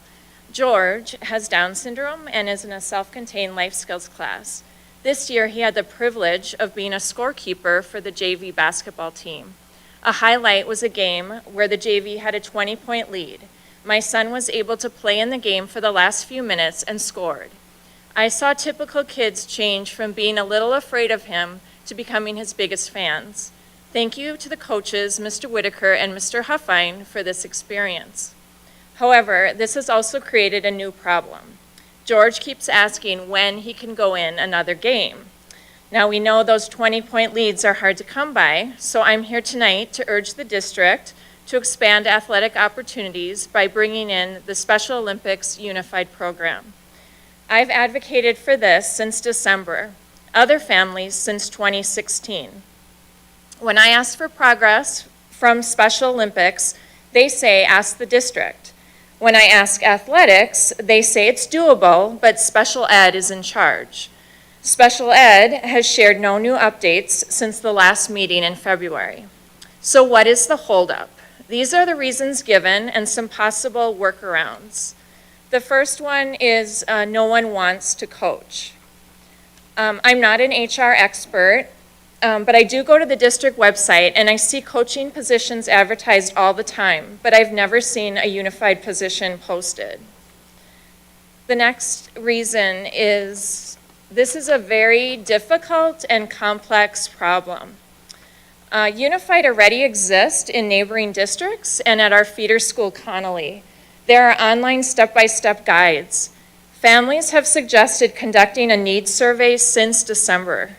Districts stated a committee would be formed back in February, yet we've heard nothing. We've also suggested that the program start small and be a team of several schools combined, which would also solve the problem of less coaches to hire. And then the final reason is this takes time. Tempe Union claims to value mental health, social emotional learning, inclusivity, and parental input. Governing Board, I'm asking you to please review the last online SIAC meeting and then put some pressure on the departments for a survey, a committee, and job postings to happen, and for families to be given specific ongoing communication on the progress by the next board meeting. Please make time for unified sports. Thank you. Thank you so much. Dr. Mendo, if we can please look into it. Absolutely. Do we have any additional public comment? There is no more public comment. Thank you. All right, thank you so much. This time we will continue with consent agenda item. Consent agenda. I move approval of G1 through G13. May I have a second, please? I second. Thank you so much, Member Hodge. All those in favor say aye. Aye. Aye. Any opposed? All right, motion passes 5-0. Next, we have new business. One resolution affirming and supporting all LGBTQ students and staff. Dr. Mendeville. Thank you, President Garcia, Vice President Montero, members of the board, executive team members, and our viewing and listening audience.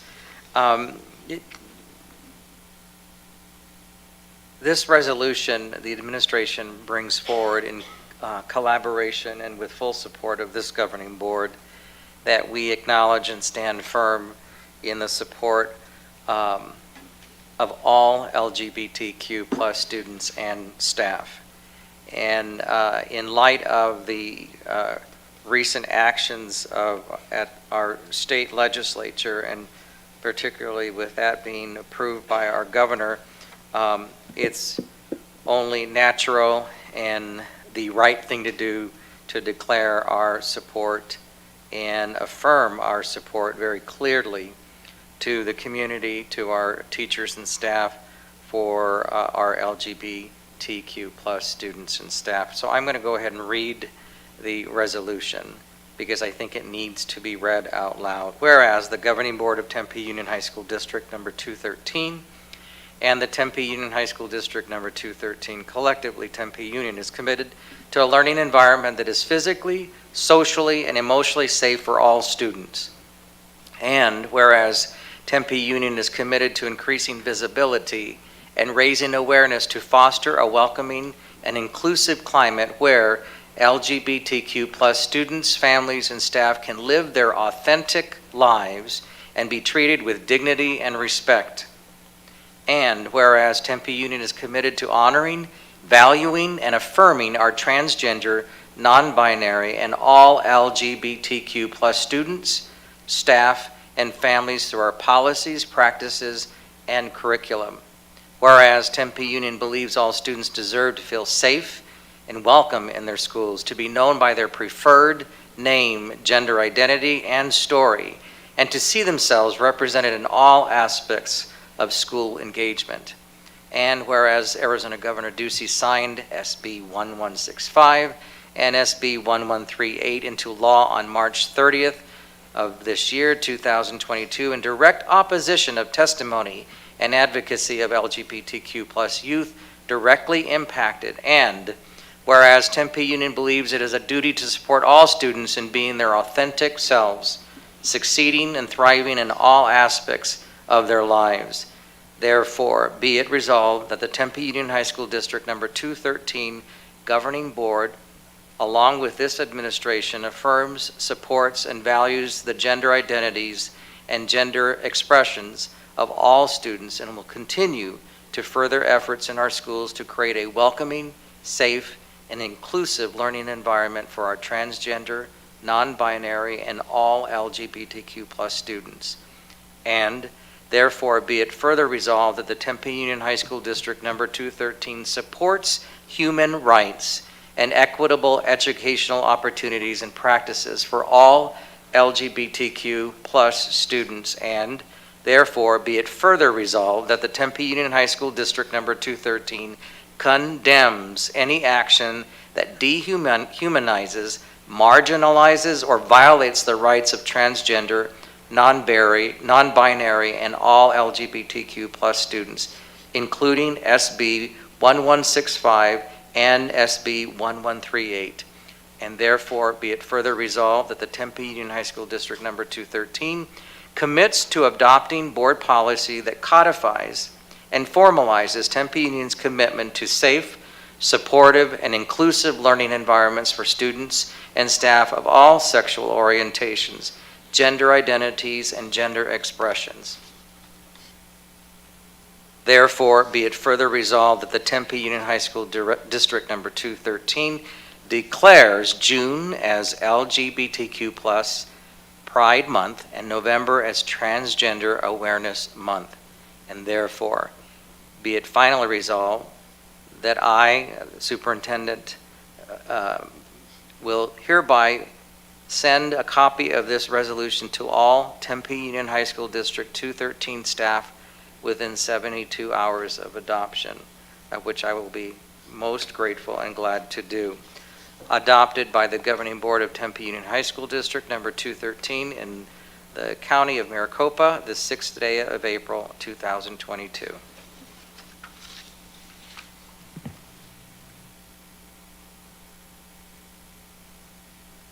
Sorry, y'all.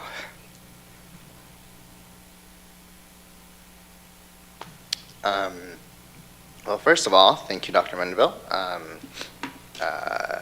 I am emotional right now because I never thought I'd see the day that we would have something formalized to be, recognized and viewed as human beings. Every single person in the community goes through, different challenges, but in particular now, it's disappointing to see the state directly attack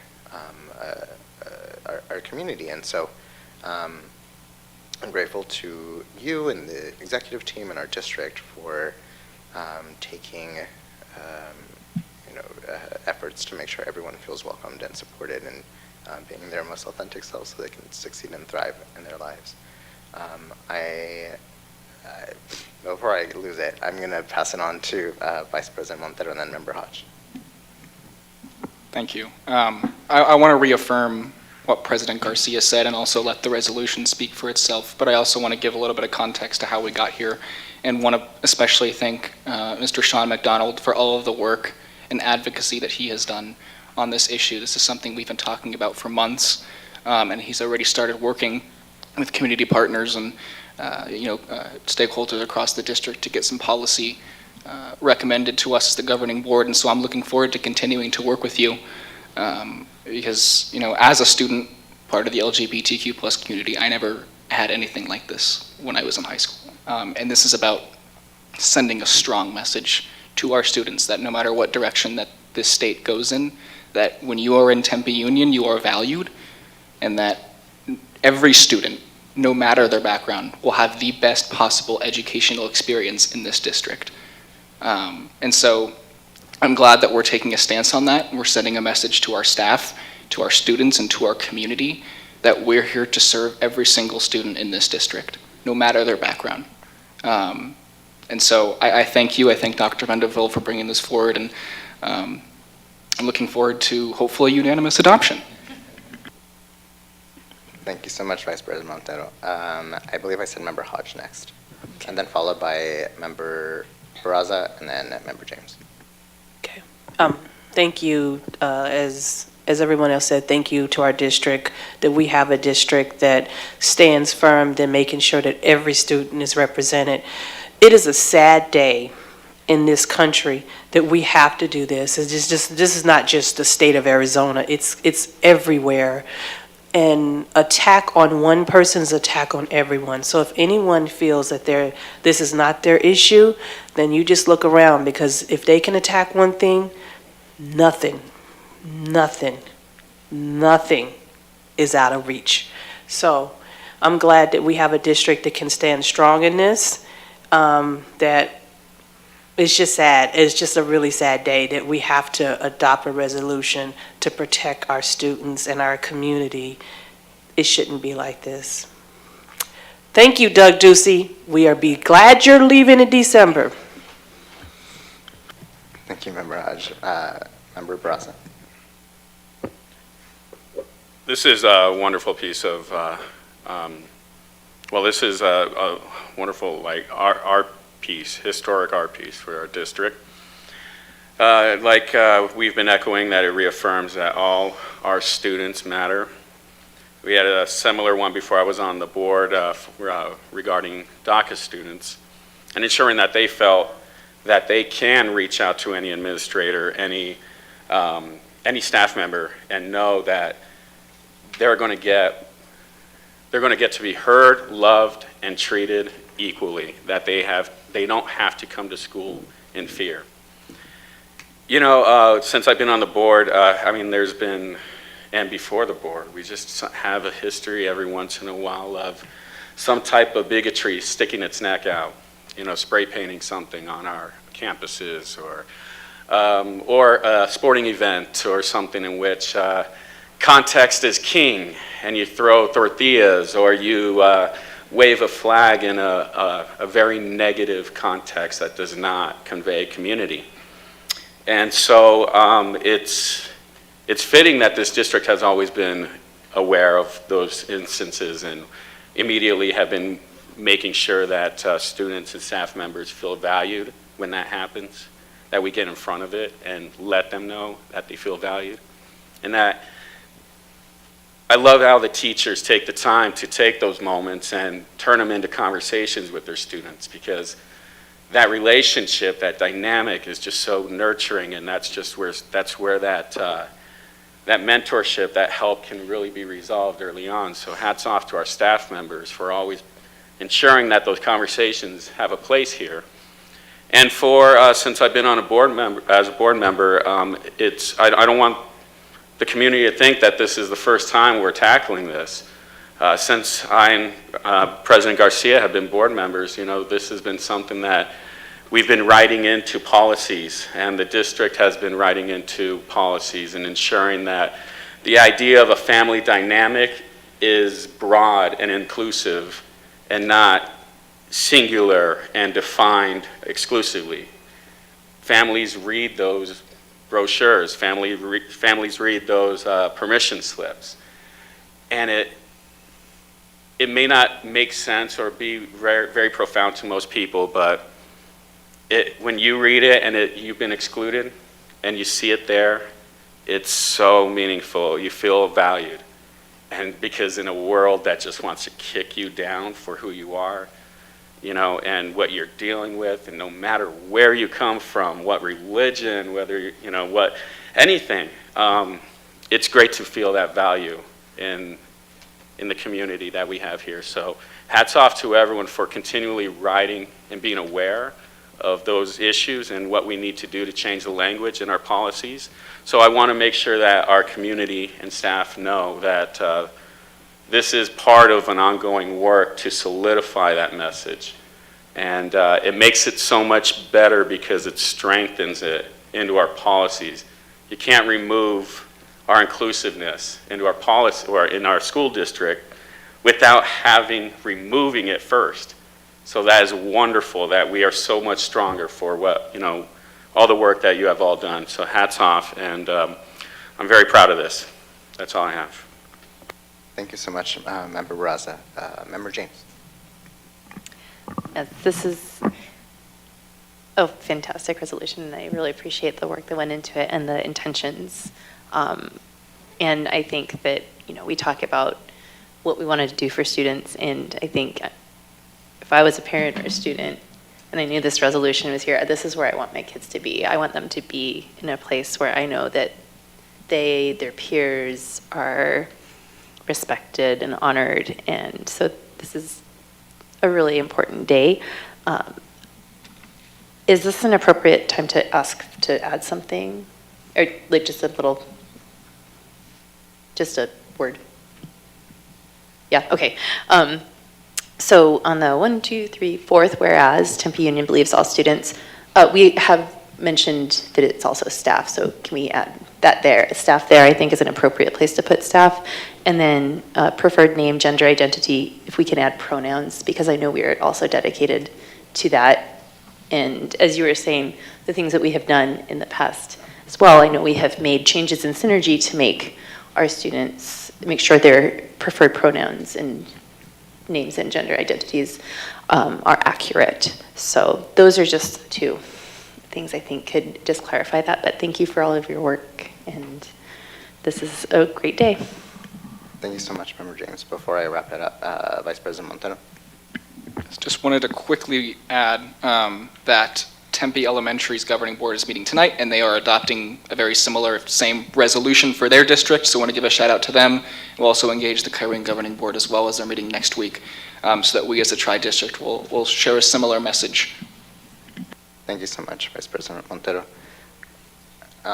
Yes, and just kind of to wrap this all up, I got a little emotional without recognizing, like Vice President Montero had said, Sean McDonald, who has been at the core of this work and working around the clock to get something substantive to consider and for all of our students. And then, thank you, formerly Vice President Barraza, but currently Member Barraza, for the work that has been ongoing since we got on the board in 2019. It's been all intentional and all focused in, and I'm grateful that we have a board, a full collective board that's sounds like supportive of LGBTQ community, and especially it's meaningful to me. I know, especially, and I'm grateful for our community partners that continue to work with us, including our sister districts too. But is there anything else you'd like to add, Dr. Menderville? Just one final comment of appreciation for the executive team, because and Sean has led the way along with other key members with the social emotional wellness, because that falls under his umbrella, but it's an appropriate umbrella for him.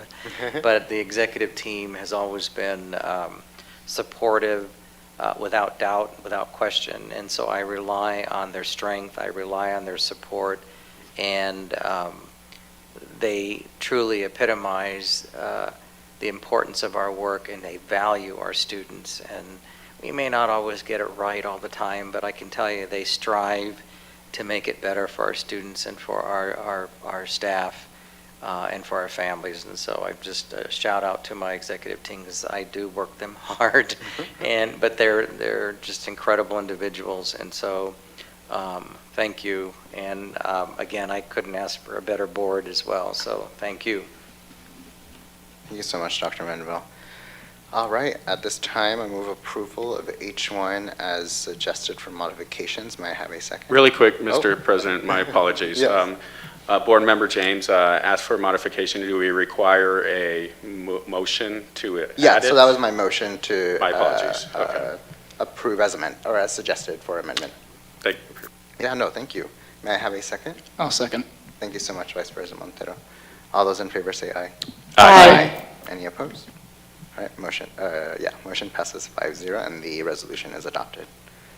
Next, we will go into information items. Number 1, first performing and fine arts update. Dr. Mendenville. Thank you, President Garcia, Vice President Montero, members of the board, executive team, our viewing and listening audience, and the two that are left sitting here in person. I'm actually excited to give this little presentation, but it's a little presentation that has a lot of punch to it, and I'm excited for that. So we've had lots of conversation, and there's no doubt that the individuals at the sites and our school principals, and that we all support the performing and fine arts, but we need to state that a little bit more clearly and directly and deliberately. And so this is my presentation to indicate not only my support, but our executive team, our principals, and the governing board. So am I doing the clicking? I can do the clicking, all right. You know, I've had this discussion with Board President Garcia and other members, and you know, we mince around how we're going to approach something. I think you just need to say it. And what I'm sharing tonight is that this district, Tempe Union High School District, supports the performing and fine arts. As simple as that says, there's a lot that goes to that, but we need to continue putting our efforts and our thoughts and our energies and resources in making the performing arts even better than they are today. We just are, I'm hopeful that we're towards the end of this pandemic, at least the worst side of it. I think things will never be the same necessarily, but they're not going to be as they were a year ago or even 2 years ago, certainly. It was devastating to the arts, the pandemic, because students were not able to participate fully in person when they're being creative with an instrument or on stage performing or with a ceramic class. And so the arts are truly fundamental to us as human beings, to humanity. We talked about in the previous study session with the Innovation Center, you know, it's our responsibility to instill creativity and curiosity, and the arts does that in so many ways. But it strengthens our community and education, and certainly there's an economic benefit as we move forward. This statement just resounded with me because it encompasses what I'm trying to convey to you. But I want to make it real clear that in Tempe Union High School District, that education and the arts is a huge part of the development of each of our students. I can speak for myself on that. I come from a family that valued a wide range of experiences as kids, and so my parents insisted, I don't know if they encouraged, but they insisted, you're going to play a musical instrument. And so I took piano lessons for 5 years, and my brothers took guitar lessons and flute, and so we have a family that knows the instruments, but they wanted us to be well-rounded. Well, that was the best thing that I could have done. I still remember my piano teacher, Miss Valerie Delatorre, and she was awesome. But arts education refers to education in the disciplines of music, dance, theater, and the visual arts. They bring us a lot of joy, and they allow our students to express themselves, express our values, and build bridges between cultures, because music is international. You know, our voices are international. They become part of who we are in our community, and I think we've done a wonderful job in our district, and we can improve upon the good that we've done throughout these years. The benefits that persist, and we have, you know, with social and emotional wellness, to be part of something special when you're part of a choir or the band or the orchestra or the theater group or your ceramics team or your art classes like Reagan Guzman over at Marcos. She does phenomenal work. They teach our students to persevere and stick through it. You know, just like the sports, just like other areas, they show and demonstrate perseverance and creative problem solving and the ability to focus. These all have great benefits that help students be more successful in the classroom.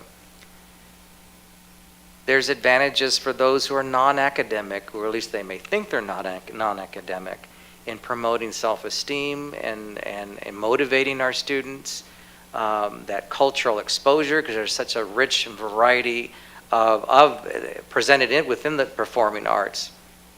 And then, you know, we celebrate diversity and inclusion, and the fine arts and the performing arts allow us to witness diversity.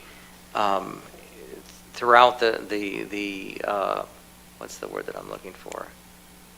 Well, the different venues, the different, that are available to us. They're the very fibers of our fabric known as American culture, and so we want to maintain that. There are the basics, and I wanted to bring this part in with the ABCs of arts education. There's great benefit with academics, reading and language arts for certain, and mathematics, absolutely with music. The basics of thinking skills, social skills, motivation to learn. And then, a quality program creates a positive school environment and the culture. It helps build that school spirit and the teaming and camaraderie among the students. It's part of the school culture.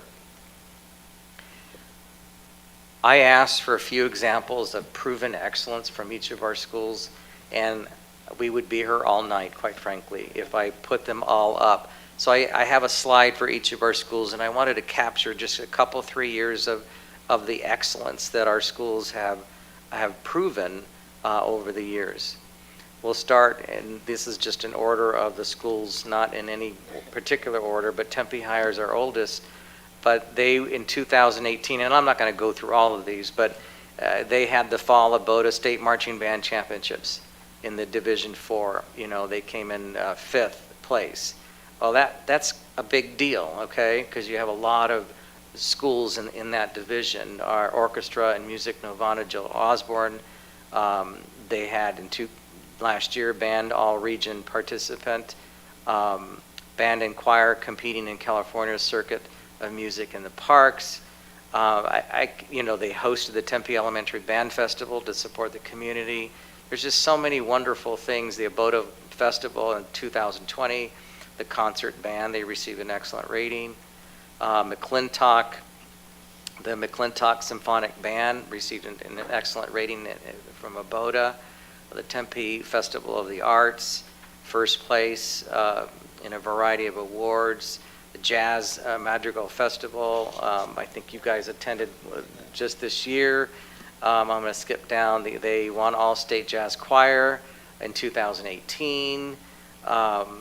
Just this March 2022, Abota Area Festival Orchestra Superior with distinction.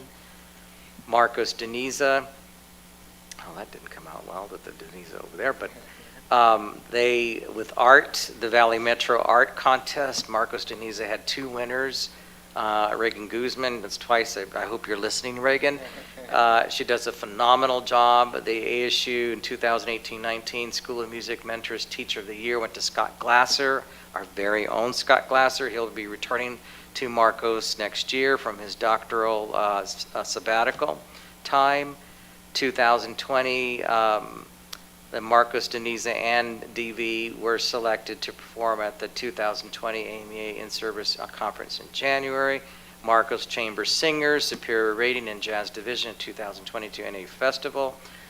I mean, just go on and on. Corona, the Fall Abota State Marching Band, that was the year I think all 6 of our schools had ranking there. The AMEA West Regional Honor Band and Orchestra, the 2021 Hope in Education, first place. The Tempe Sister Cities for Young Artist Showcase teacher Megan Northcutt. The students were honored and named winners in the 2022 Spring Tempe Festival of the Arts competition. Mountain Point, the AZMBA State Championships Mountain Point Concert Band finished 5th. In 2018, they won excellence in their area for Abota. The Symphonic Band went to the Abota Concert Band Festival this past Saturday. Well, I'm taking it verbatim, but that was in 2019, not this past Saturday. Emerge Student Exhibition, Mountain Point Jacqueline Bolanos and Archer Hoffman won that award. The NAU Jazz Magical Festival as well. A cappella received a superior rating in the magical category. Desert Vista, the 2018 Abota Festival, Desert Vista Chamber Chorus, Orchestra and Symphonic Strings Ensemble, superior with distinction. The AMEA William E. Richardson Award of Excellence for superior with distinction. I mean, I could just go on and on. The 2016 Congressional Art Competition, the Hope Educational Foundation, first place honors for art, Ms. Waterworth. And actually just in a week and a half, Desert Vista was selected to represent the state of Arizona at the Lincoln Memorial Centennial Celebration in a couple of weeks, of which I will be joining Desert Vista, and you just put me to work, okay, Josh? You just put me to work. You gotta behave, Dr. Mandeville. My point in all that, and I just asked for a couple of 3 years, our schools do phenomenal. And they've had to really be resourceful and creative with finding ways in which they can advance and improve the conditions for their programming. And I think it's time now to take it to the next step in light of the fact that it is the right thing to do on behalf of our students. But they say you build it, they will come. Well, they're coming, but if we expand and make this an even more pronounced program and priority for the district in supporting the performing and fine arts, it's going to be a draw more so for our families. And we can capitalize on the talent that our students bring to us every single day. So the next steps, we will be hiring a full-time coordinator of fine arts for the district for the 2022-23 school year, and I intend on extending that support for coming years. Big responsibility. That person would be a conduit for information to the district in understanding the needs of the varied areas in the performing and fine arts, and to recommend support to grow and maintain a standard of excellence in our programming. That person will have the connections with our feeder districts and working cooperatively with Tempe Elementary and Kyrene Elementary, but also reaching out to many of the charter schools and other, because we're highly open enrolled, but we can attract students from these charters very easily with our programming, and so that would be a responsibility I would expect.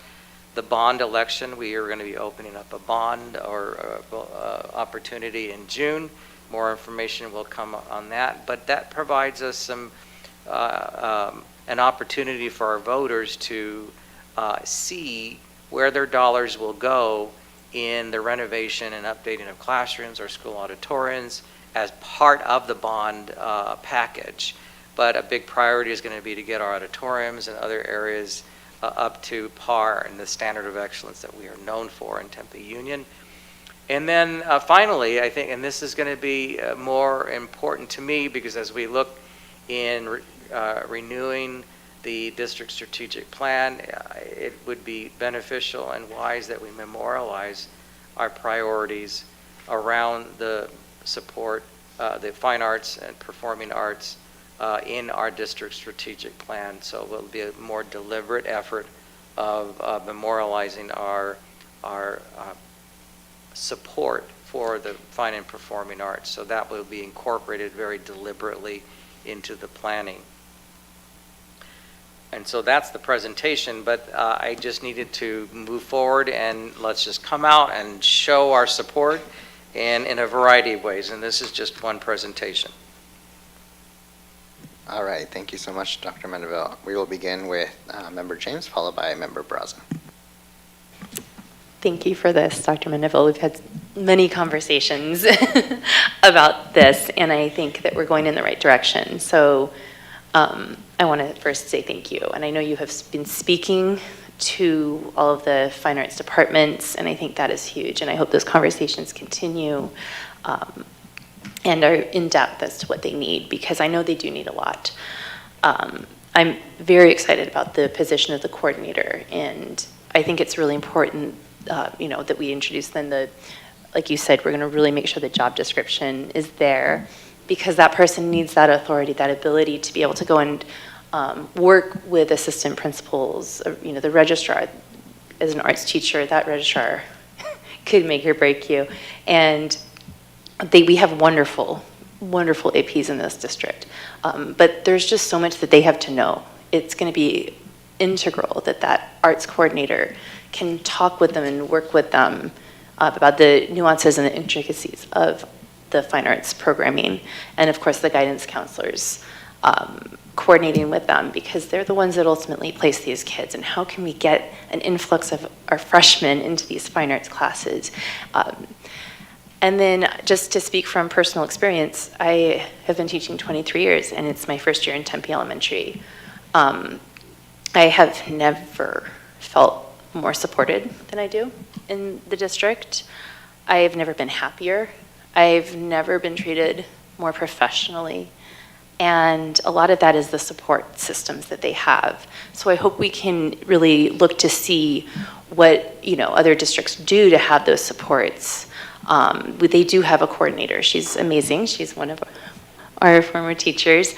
And she goes to bat for us because she knows what we're dealing with. She asks us questions. We are supported. We are advocated for. I have a known budget every year. And so to work with a coordinator, work with the teachers, what do we need? And we need a lot.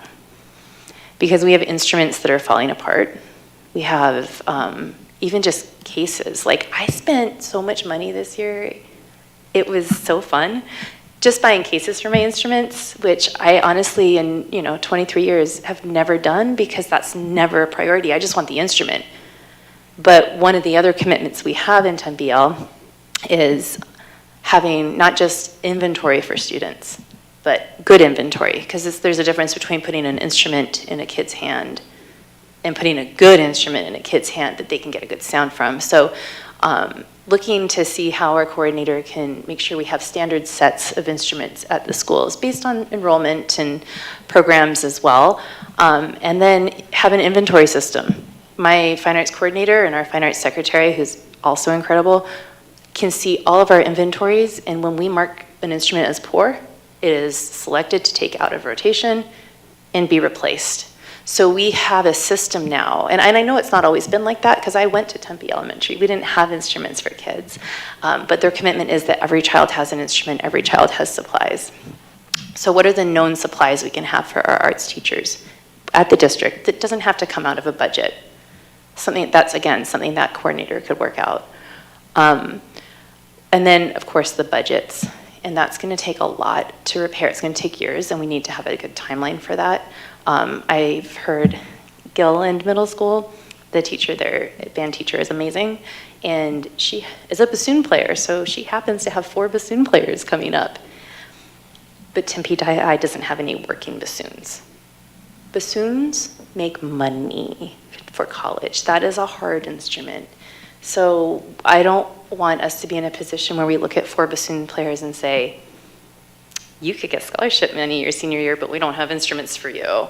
And so I think those conversations you're having are vital. And I think asking teachers exactly what they need inventory-wise, support-wise, is going to just be a really important continuing conversation to have.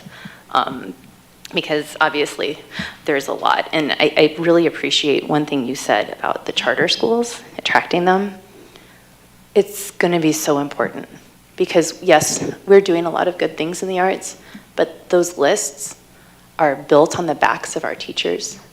And this is a hard profession, teaching in general. And teaching music or fine arts, and you have all these supplies, and you have all these different things that are they're very niche, right? And classes, making a class, how do you make a chamber choir, for example? I just know the fundraising that our teachers have had to do, the repairs, we don't necessarily have a vendor contract. I just drop my instruments off. I don't even think about a budget. I'm like, oh, this broke, drop it at the vendor, it gets picked up, dropped off back at my school. Those stresses really, really take away from our teaching time. They really take away from the prep time that we could be studying a score, working on a marching band show, right? Those things, oh man, it takes so much time. And so when we can streamline those things and take things off of our teachers' plates that shouldn't be on their plates, then we are going to see happier teachers, better teachers. And with that, we will see increased enrollment. We will see happier students. We will see students performing at an even higher level. I mean, I look at Marcos receiving a superior rating at the Jazz Festival, and Ms. Evans did not have a chamber class. She donated 1 day a week. 1 day a week. What would she have done with 5? So that's where I see that arts coordinator going in and saying, whoa, what do you mean there's not this? And really, how do we balance the equity, right? We look at a small school like Marcos Deniza. What does it mean to make a class for a chamber group? And working through those nuances. If you can't tell, I'm super excited about it. And I think, again, like we're talking about the Innovation Academy, what that can draw to our district. This is as, if not more important, because we have these programs, we have these incredible teachers, and we have students that will rise to the occasion. So, you know, I mean, I've had those conversations. My son's in the youth orchestra, and I had a conversation with a mom, kids at a charter school, and I'm telling her, yeah, my kid's going to Marcos next year, and he's going to be doing this instruction class. He's going to be in the chamber orchestra. He's doing this. And she's like, oh, yeah, my kids are at a charter. They don't have any of that. And she kind of looked disappointed. And I'm like, you got choices. But Did you hand her a registration? I know. I was like singing praises, because that is one thing as a parent of an incoming freshman. I mean, if I could have captured my son's eyes looking in that construction class and seeing what they have available, it was magic for him, you know, and he knows Mr. Glasser. He's so excited to work with him next year. We have the people, and now we just need to give that support, because that list, you will not have time, Dr. Mendeville, if we throw the support that we need to, and these teachers desperately, desperately need. So thank you. I know that was a lot.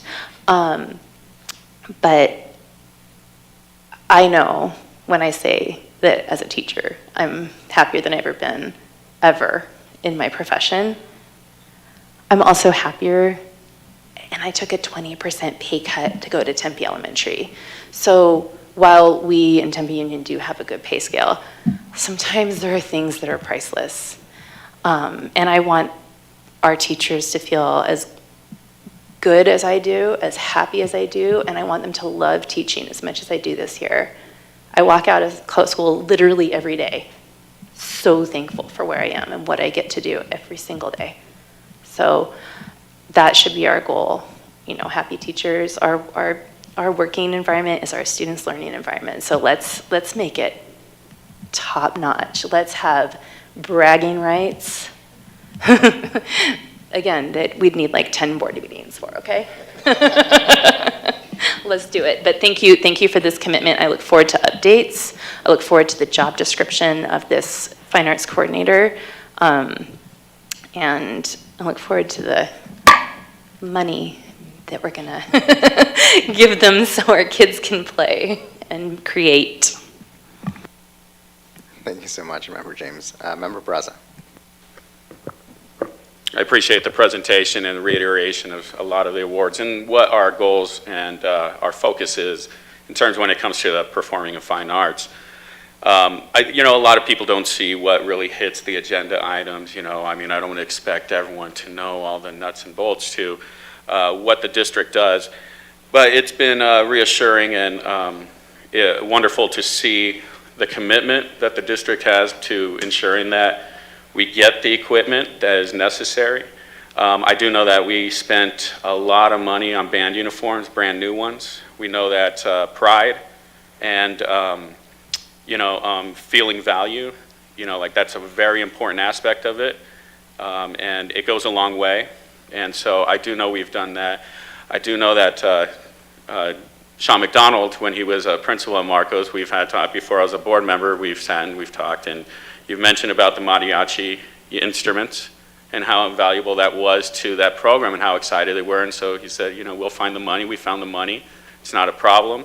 It was finding, you know, or having found the commitment from, you know, a staff member and students that, you know, that was really what we wanted to hear. So he was like, you know, he made sure that the money was a fundamental. And, you know, we again, going back to you, Dr. Mandeville and Sean, always having conversations about preventative maintenance. That's been one of the things that I think is a reoccurring thing that Sean and I always talk about. I think we spent the last 3 years talking about our HVAC chillers, and preventative maintenance, and I very much value that effort. It's one of those unspoken things that people just don't understand, but having a comfortable environment, and what I learned from board member James is having a balanced temperature, humidity environment for instruments is very important. So those chillers not only keep us comfortable throughout the day, but have a value to a preventative maintenance value to our instruments. But the reason why I mention preventative maintenance is because when we're looking at buying our instruments, in the conversations I've had with Dr. Mandeville, asking, well, what does this mean? How are we doing this? What's the process? And it's always been reassuring that, it's not just we're buying the instrument. These are new instruments. We're going to have a process. We're developing process. The arts coordinator is a part of that process, which is I feel very thankful for that because board member James is right. The inventory management of our resources in the fine arts is just as difficult as the labs, and the department heads that have to deal with, the laboratory. So having that coordinator bring that context and that uniformity to our performing arts programs throughout the district is going to be invaluable in the results and what we see and how we can maintain our equipment. So it goes along with that preventative maintenance, so thank you. The only thing I want to recommend is maybe if we can look into how we can have the instilling in our arts coordinator and in our culture at the Performing and Fine Arts, Marcos Nice, for example, Fine Arts Academy, woodworking. There's woodworking projects that go for thousands of dollars. There are competitions in just art where, it's an artistic avenue, not just a functional avenue, and I don't want that to get lost in the aspect of construction technology that it's about putting nails and wood together to build a structure. But there's also a delicacy and a centuries and centuries long history with woodworking from all around the world, various cultures.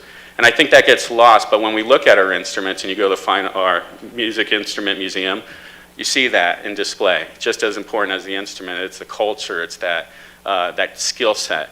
So opportunities for competitions, I do know that there are some. I started when I was talking to you, Dr. Mandeville, about the fine arts and including culinary into our fine arts, and looking at competitions. Since we had our conversation about that, I just wanted to mention really quick that the Arizona Restaurant Association, part of the National Restaurant Association, does have a competition here for high school students, and it's in January. It was in January for 2020, but it's just to give a quick 8 high schools competing against each other in culinary arts, as well as 16 competitions in hospitality management. Winning teams represent Arizona at the National Pro Star Invitational held at Washington, D.C. in May. It's a very acknowledged competition from what I've been reading since our conversation. And I would like to encourage our culinary staff and department to maybe put the forms in for those competitions, and so we can highlight the culinary arts as part of our fine arts program, because I do think that it fits well. That's all I have. Wonderful presentation, and thank you for always thinking about preventive maintenance, how we can get longevity, and making sure that we get someone in charge of all of it. I appreciate it. Thank you. Thank you so much, Member Braza. Vice President Montero. Thank you. First, want to thank you, Dr. Mandeville, for this presentation, and we've obviously been having this discussion for quite some time as a board, and particularly Member James, and so I'm glad that we're able to have this conversation and show to our community and to our staff our commitment as a district. One question I did have real quick, because I don't want to take up too much time, I think Member James said it perfectly, is I know we started off the presentation really talking about, talking about attracting some of those students from our charter schools, and I think especially at a time right now where we need all the support we can with public schools. And I think this is a great opportunity to show why we as a district, are a unique fit for those students. I think each of our schools has their own, unique identity, unique programs that attract some of those students. And you had mentioned that the pandemic has hit the fine arts hard. And so, obviously the question that comes up is, okay, well, how are we building that back up? And I know that we're starting that with the coordinator of fine arts and hopefully with the bond and override election coming in November. But what are we doing specifically to give our teachers and our staff right now that ability and time and resources to continue to grow their program, to attract our students and work with our sister districts to be able to attract some of those students into our programs? Great question, Vice President Montero. And thank you, Member Barraza, too, for your points, because they're duly noted and thoughtful, so I appreciate all of that. As Member James mentioned, I am meeting with every one of the school's departments with their administrative team, and I'm learning a lot, actually. And we make assumptions over the years that things are happening, and oftentimes they are, but maybe not to the degree or to the standard of excellence that we would like.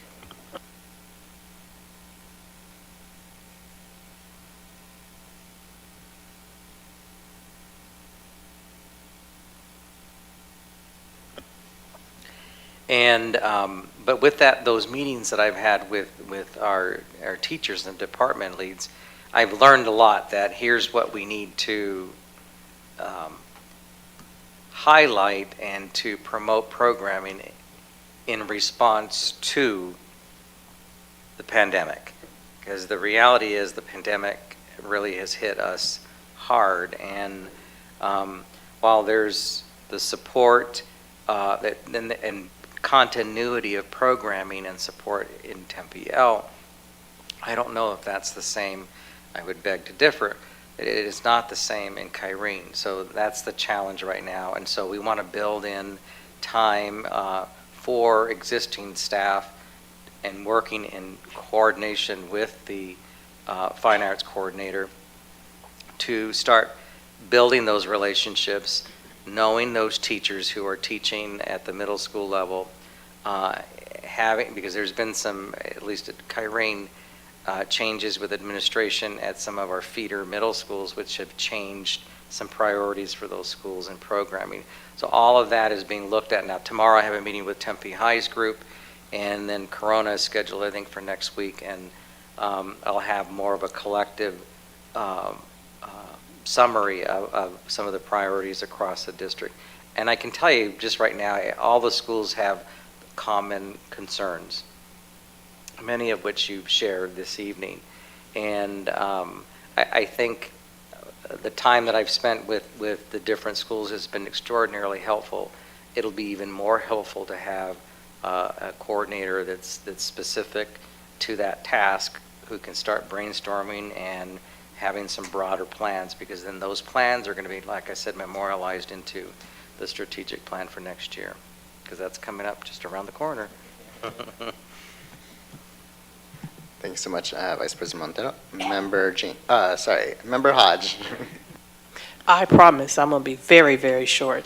I just want to start off by saying thank you guys for all that you guys do all the time. For over the years, I've been going to your performances and your classrooms. You've invited me in.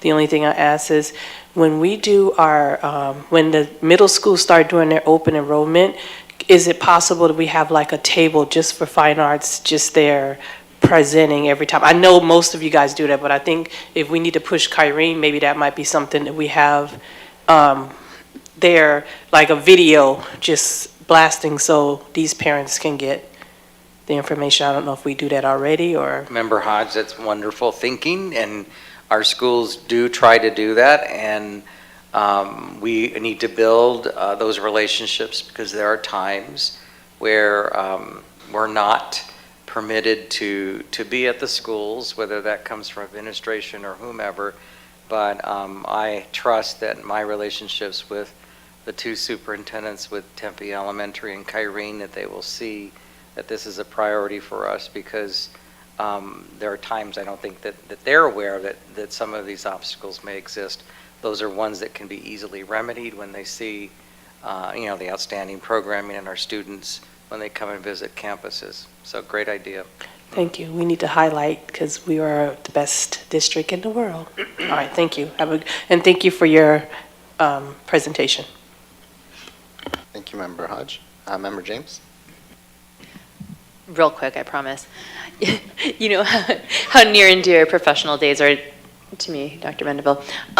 But definitely, I think just building upon what Member Hodge said, and I know you said you're going to work out those ways, but oh my gosh, being able to go to the middle schools and recruit is so huge. So, I know that that's something that our middle schools have a hard time getting to the elementary schools. So as long as we, I just think if we can build in some of those professional days as part of what you're talking about, that is so appreciated by our teachers. Yeah, thank you, Member James. And thank you, Dr. Mendeville, for obviously the presentation, but also your commitment to the performing and fine arts. This for me was one of the key things that kept me going. And Katie Garrick was my teacher that I kind of see Sarah as well too, because I used to be the shy kid in the corner in the back and did not engage with anyone. And for some reason, Katie identified me and made me feel welcome, invited, included, and led me to compete in all the different competitions and to Capella tours, Chanticleer tours, and all-state jazz, all the good things, and really got me to be prepared for what I wanted to do in the future. And so I'm really excited to see so much effort and growth and commitment to this because I have seen the changes and the needs when communicating with our teachers and our students when it comes to the arts.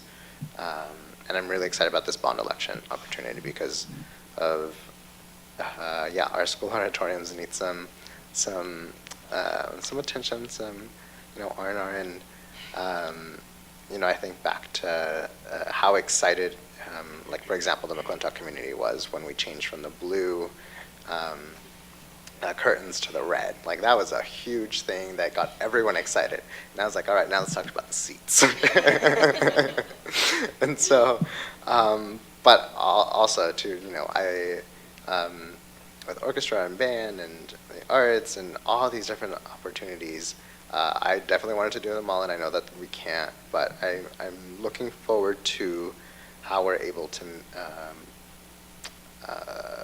meet our fine arts, performing fine arts where they are, and understanding the cultural and historic dynamics that exist there, and how Member James pointed out, making the classes and all these things, because I know that's a challenge, and that's a challenge for APs, and I think collaboratively we'll be able to be innovative and find creative ways to make things happen and go even further than we've been.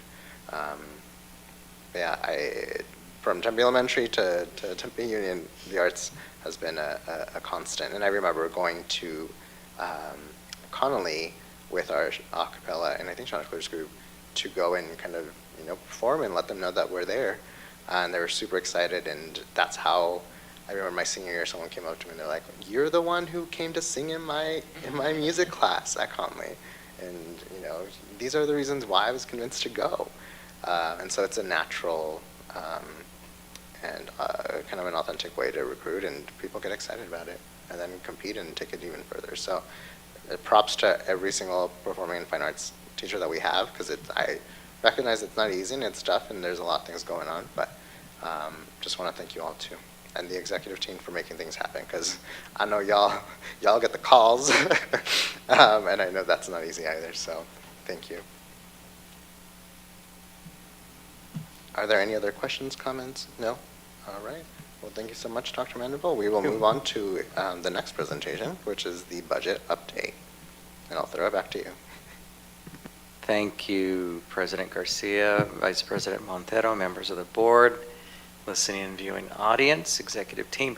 I'm going to hand this over to Mrs. Muehlmans, our Assistant Superintendent for Business Services, who's kept us solvent for years, and I appreciate that more than you know.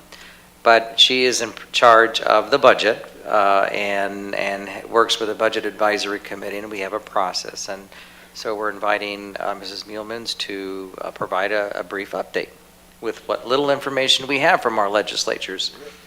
Thank you, Dr. Mendeville, President Garcia, members of the board.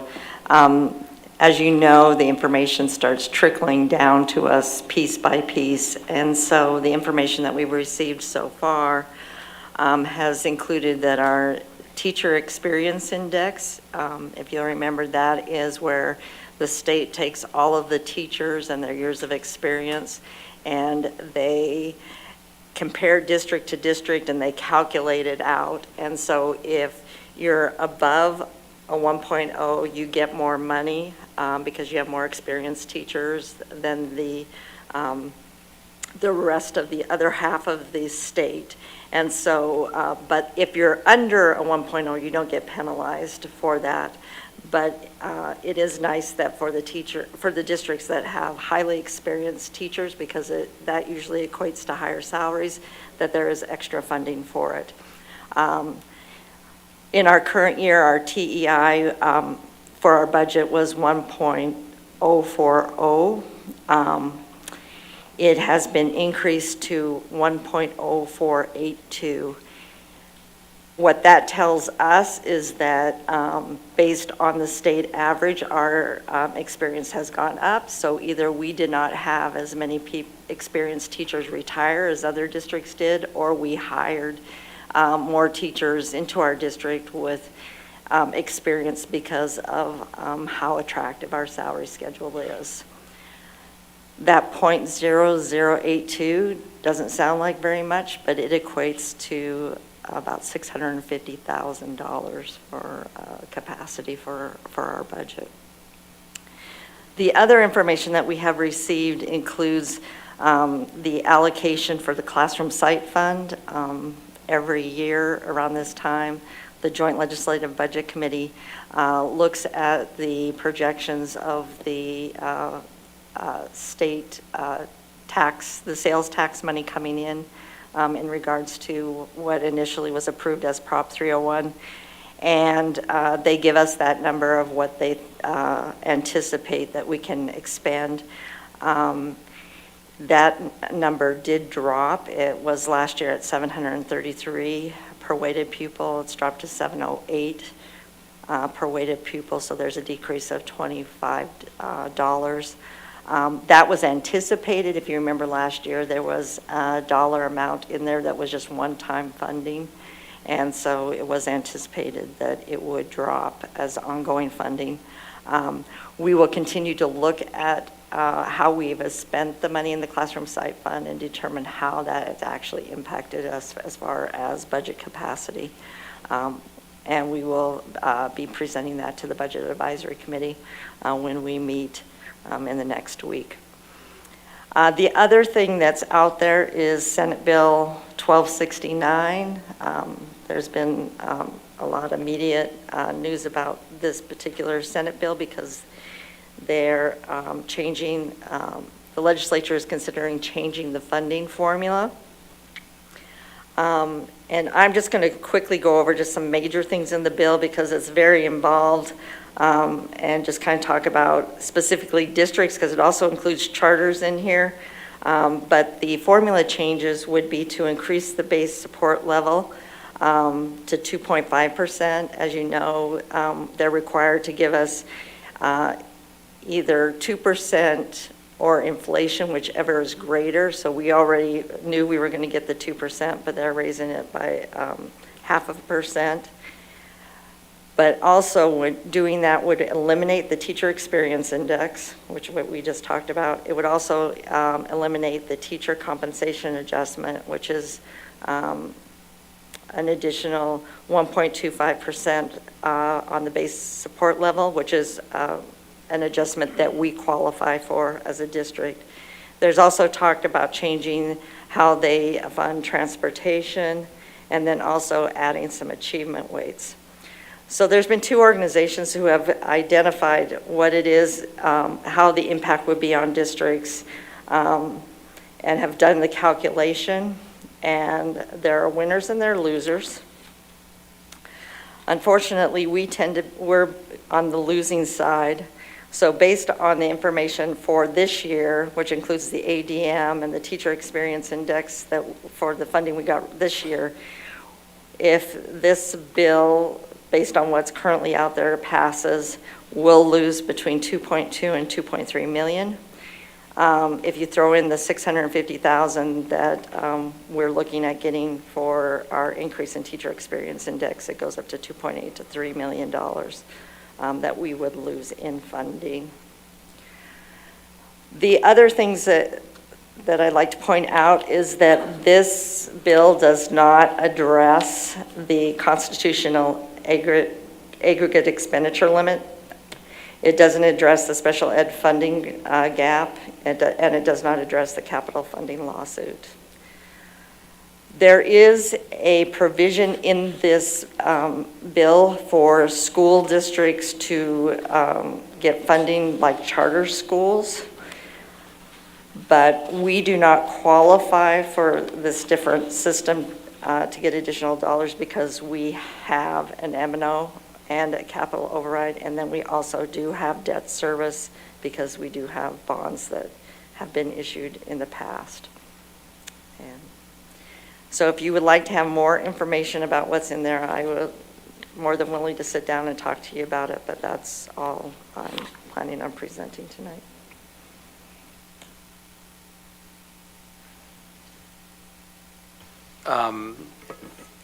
I know there's a variety of organizations that are reviewing and advocating for more equitable considerations when it comes to this formula, because this formula has been around for decades, and this legislative body at the state level thinks they can do that in a couple of sessions. So, and obviously the consequences could have some grave financial implications to many districts, not just Tempe Union. So we will continue to advocate and work with our partners to make sure that that this is an equitable funding plan and it has favorable outcomes for all public schools. My concern is that I would like to see, or at least propose, that we look at some options A, B, and some C, start looking at that now. And so we can do some preventative planning and looking at bridging years until some better formulas may come forward. I'm thinking way ahead, but I think we need to think way ahead when we're looking at what may happen. So I would ask that. I also would ask that the next board meeting we do a presentation and spell a little bit more out if we have information to share with our public, you know, in the community about some of these plans, because I think people just simply don't know what they just take it for granted that the state legislature is going to make the proper decisions so all schools receive, you know, the proper funding. Their formula favors the charter systems by far, and it's real obvious. It couldn't be more obvious. So anyway, those are my comments for right now. Sorry, I was thinking. Board members, any thoughts, comments, or questions? Yeah. Well, thank you so much, Diane, for the budget update and the breakdown of the potential impact on our district. You know, it's never a dull day in public education in Arizona. You know, we just got through the AEL, and now, you know, trying to figure out how to navigate this with, you know, in the best interest of the district, our students, our staff, and our families. But I'm grateful that you have been able to help navigate through some of the most complex and challenging times, and I'm glad that you're here to advise us until as much as you can and keep us there. But you have kept this district financially in an amazing position, and incredibly grateful that we're able to be in a position that we're able to identify those pieces and figure out how to move forward with plans A through Z. But is there anything else, Dr. Mendeville? No? Okay. All right. Well, we'll continue on to communications. Governing board members, who would like to go first?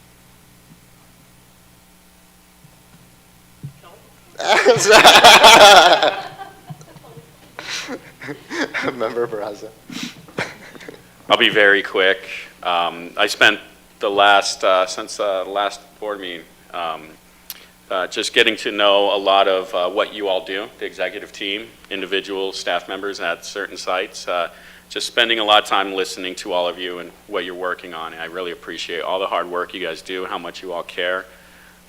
This last week I sat with David Huffine, our athletics director, and we also had a very good conversation about restorative practices, and I really appreciate that, to have that conversation with Sean McDonald and David.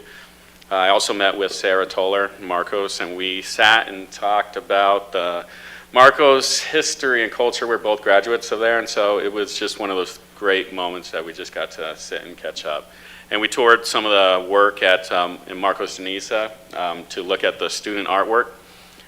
Very much loved the aspect of the students utilizing the walls to create murals. And I think not only is it wonderful as an artist to have such a canvas, but it's wonderful when you get to create that type of piece for your community, your culture, your peers, and they get to see it and be a part of it, and you get the feedback. It's wonderful every opportunity we get. So hats off to all our administrators, staff members, our volunteers, our students, and everyone. I think we're always going to have to do with what we got. We're always going to try and get more, and we're always going to try and do more with what we got. So yeah, I very much respect and appreciate all of you guys, and let's finish strong this year, and let's talk more about that Innovation Academy place. Bye-bye. Thank you, Member Barraza.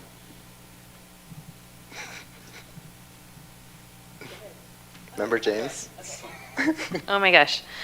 I want to say congratulations to Corona. I heard rave reviews about Legally Blonde. Amazing, yeah, I know. And Mountain Point did a great job with Adam's Family. So congratulations. I know that's so much work for everybody. And then I just want to do a little personal shout out because we approved a couple of retirements, and as a Tempe High alum, I was a little sad to see that Mrs. Phelan is retiring. She's such an amazing teacher. I had her my junior year, and so I'm sad, but I'm happy for her because she deserves some time and peace. But we're gonna miss her so much. And then Jill Osborne, orchestra teacher over at Tempe High, is retiring, and she was my first private teacher when I was a mess of a viola player. And then she was my mentor teacher in student teaching in Tempe Elementary, and she's my daughter's viola teacher. So yeah, I've known her most of my life. So, but yes, she has taught thousands of Tempe students in her career. So I wish everybody retiring, of course, happiness, but those were two pretty personal ones to see. So thank you. Thank you, Member James. I'm still trying to figure out what I'm doing. Vice President Montero. Okay. I first want to say thank you to everyone in this room. I think I'm especially proud to be a part of this district tonight, just given everything that we have talked about, taken action on tonight, from our amazing speech and debate program to our resolution to talking about the fine arts. I think that we've done a lot of really good things and sent a strong message to our community that we're here to take care and support every single one of our students and staff. A couple of things I was able to attend. I was able to attend last weekend the Fresh Brunch from the 1 in 10 organization, which is a really good organization that supports our LGBTQ plus youth. It was very timely. I was able to attend that with Member Hodge and President Walsh over at Kyrene. Also, this past weekend, we had a chance with our President Garcia, Dr. Mendeville, and Member Hodge attend the National School Board Association Conference. It was an amazing conference. It was the first time they've been back in person since 2019. There were some amazing speakers, some very great sessions, some great ideas and conversations that we can take back in the work that we're continuing. So it was a great opportunity. I also forgot to mention this last time, but I had the opportunity to give the keynote address at the ASU AVID conference. I know we had a couple of our Mountain Point students there up in the front row. So it was good to spend some time with those students and connect with them. And I also want to say congratulations to all of our Tempe Diablo finalists. I know that we will look forward to that ceremony back in person soon, but wanted to extend that congratulations to all of them. And then lastly, want to recognize our gifts and donations. So we had $4,000 to Desert Vista from Jerome and Andrea Elwell. We had $2,000 to Mountain Point from the Larry Thomas Youth Development. We had $850 from Mountain Point from Timmy Reed Jeske. We had $600 to Desert Vista from Jeffrey Pettinato. We had $369 to Marcos Denisa from the Kiwanis Chandler Youth Professionals, and Kelly Richmond to the district office for a microwave estimated at $160. And that is all I have. Thank you so much, Vice President Montero. All right, Member Hodge. Yeah, I finally figured out what I had done.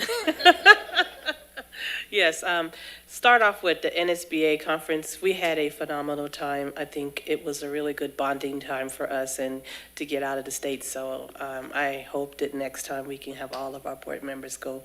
We're going to work on that with you, Member James, so you can get there.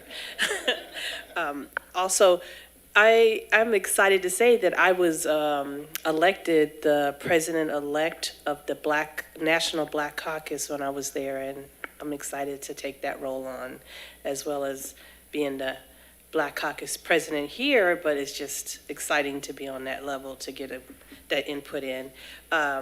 Wanted to say that I didn't get a chance to be in person with the forum, but got to watch it online. Thank you guys so much for Mary Keller for your wonderful presentation on that forum. And it was just, we are such a lucky district to have such qualified people, that we can choose from. It's so hard.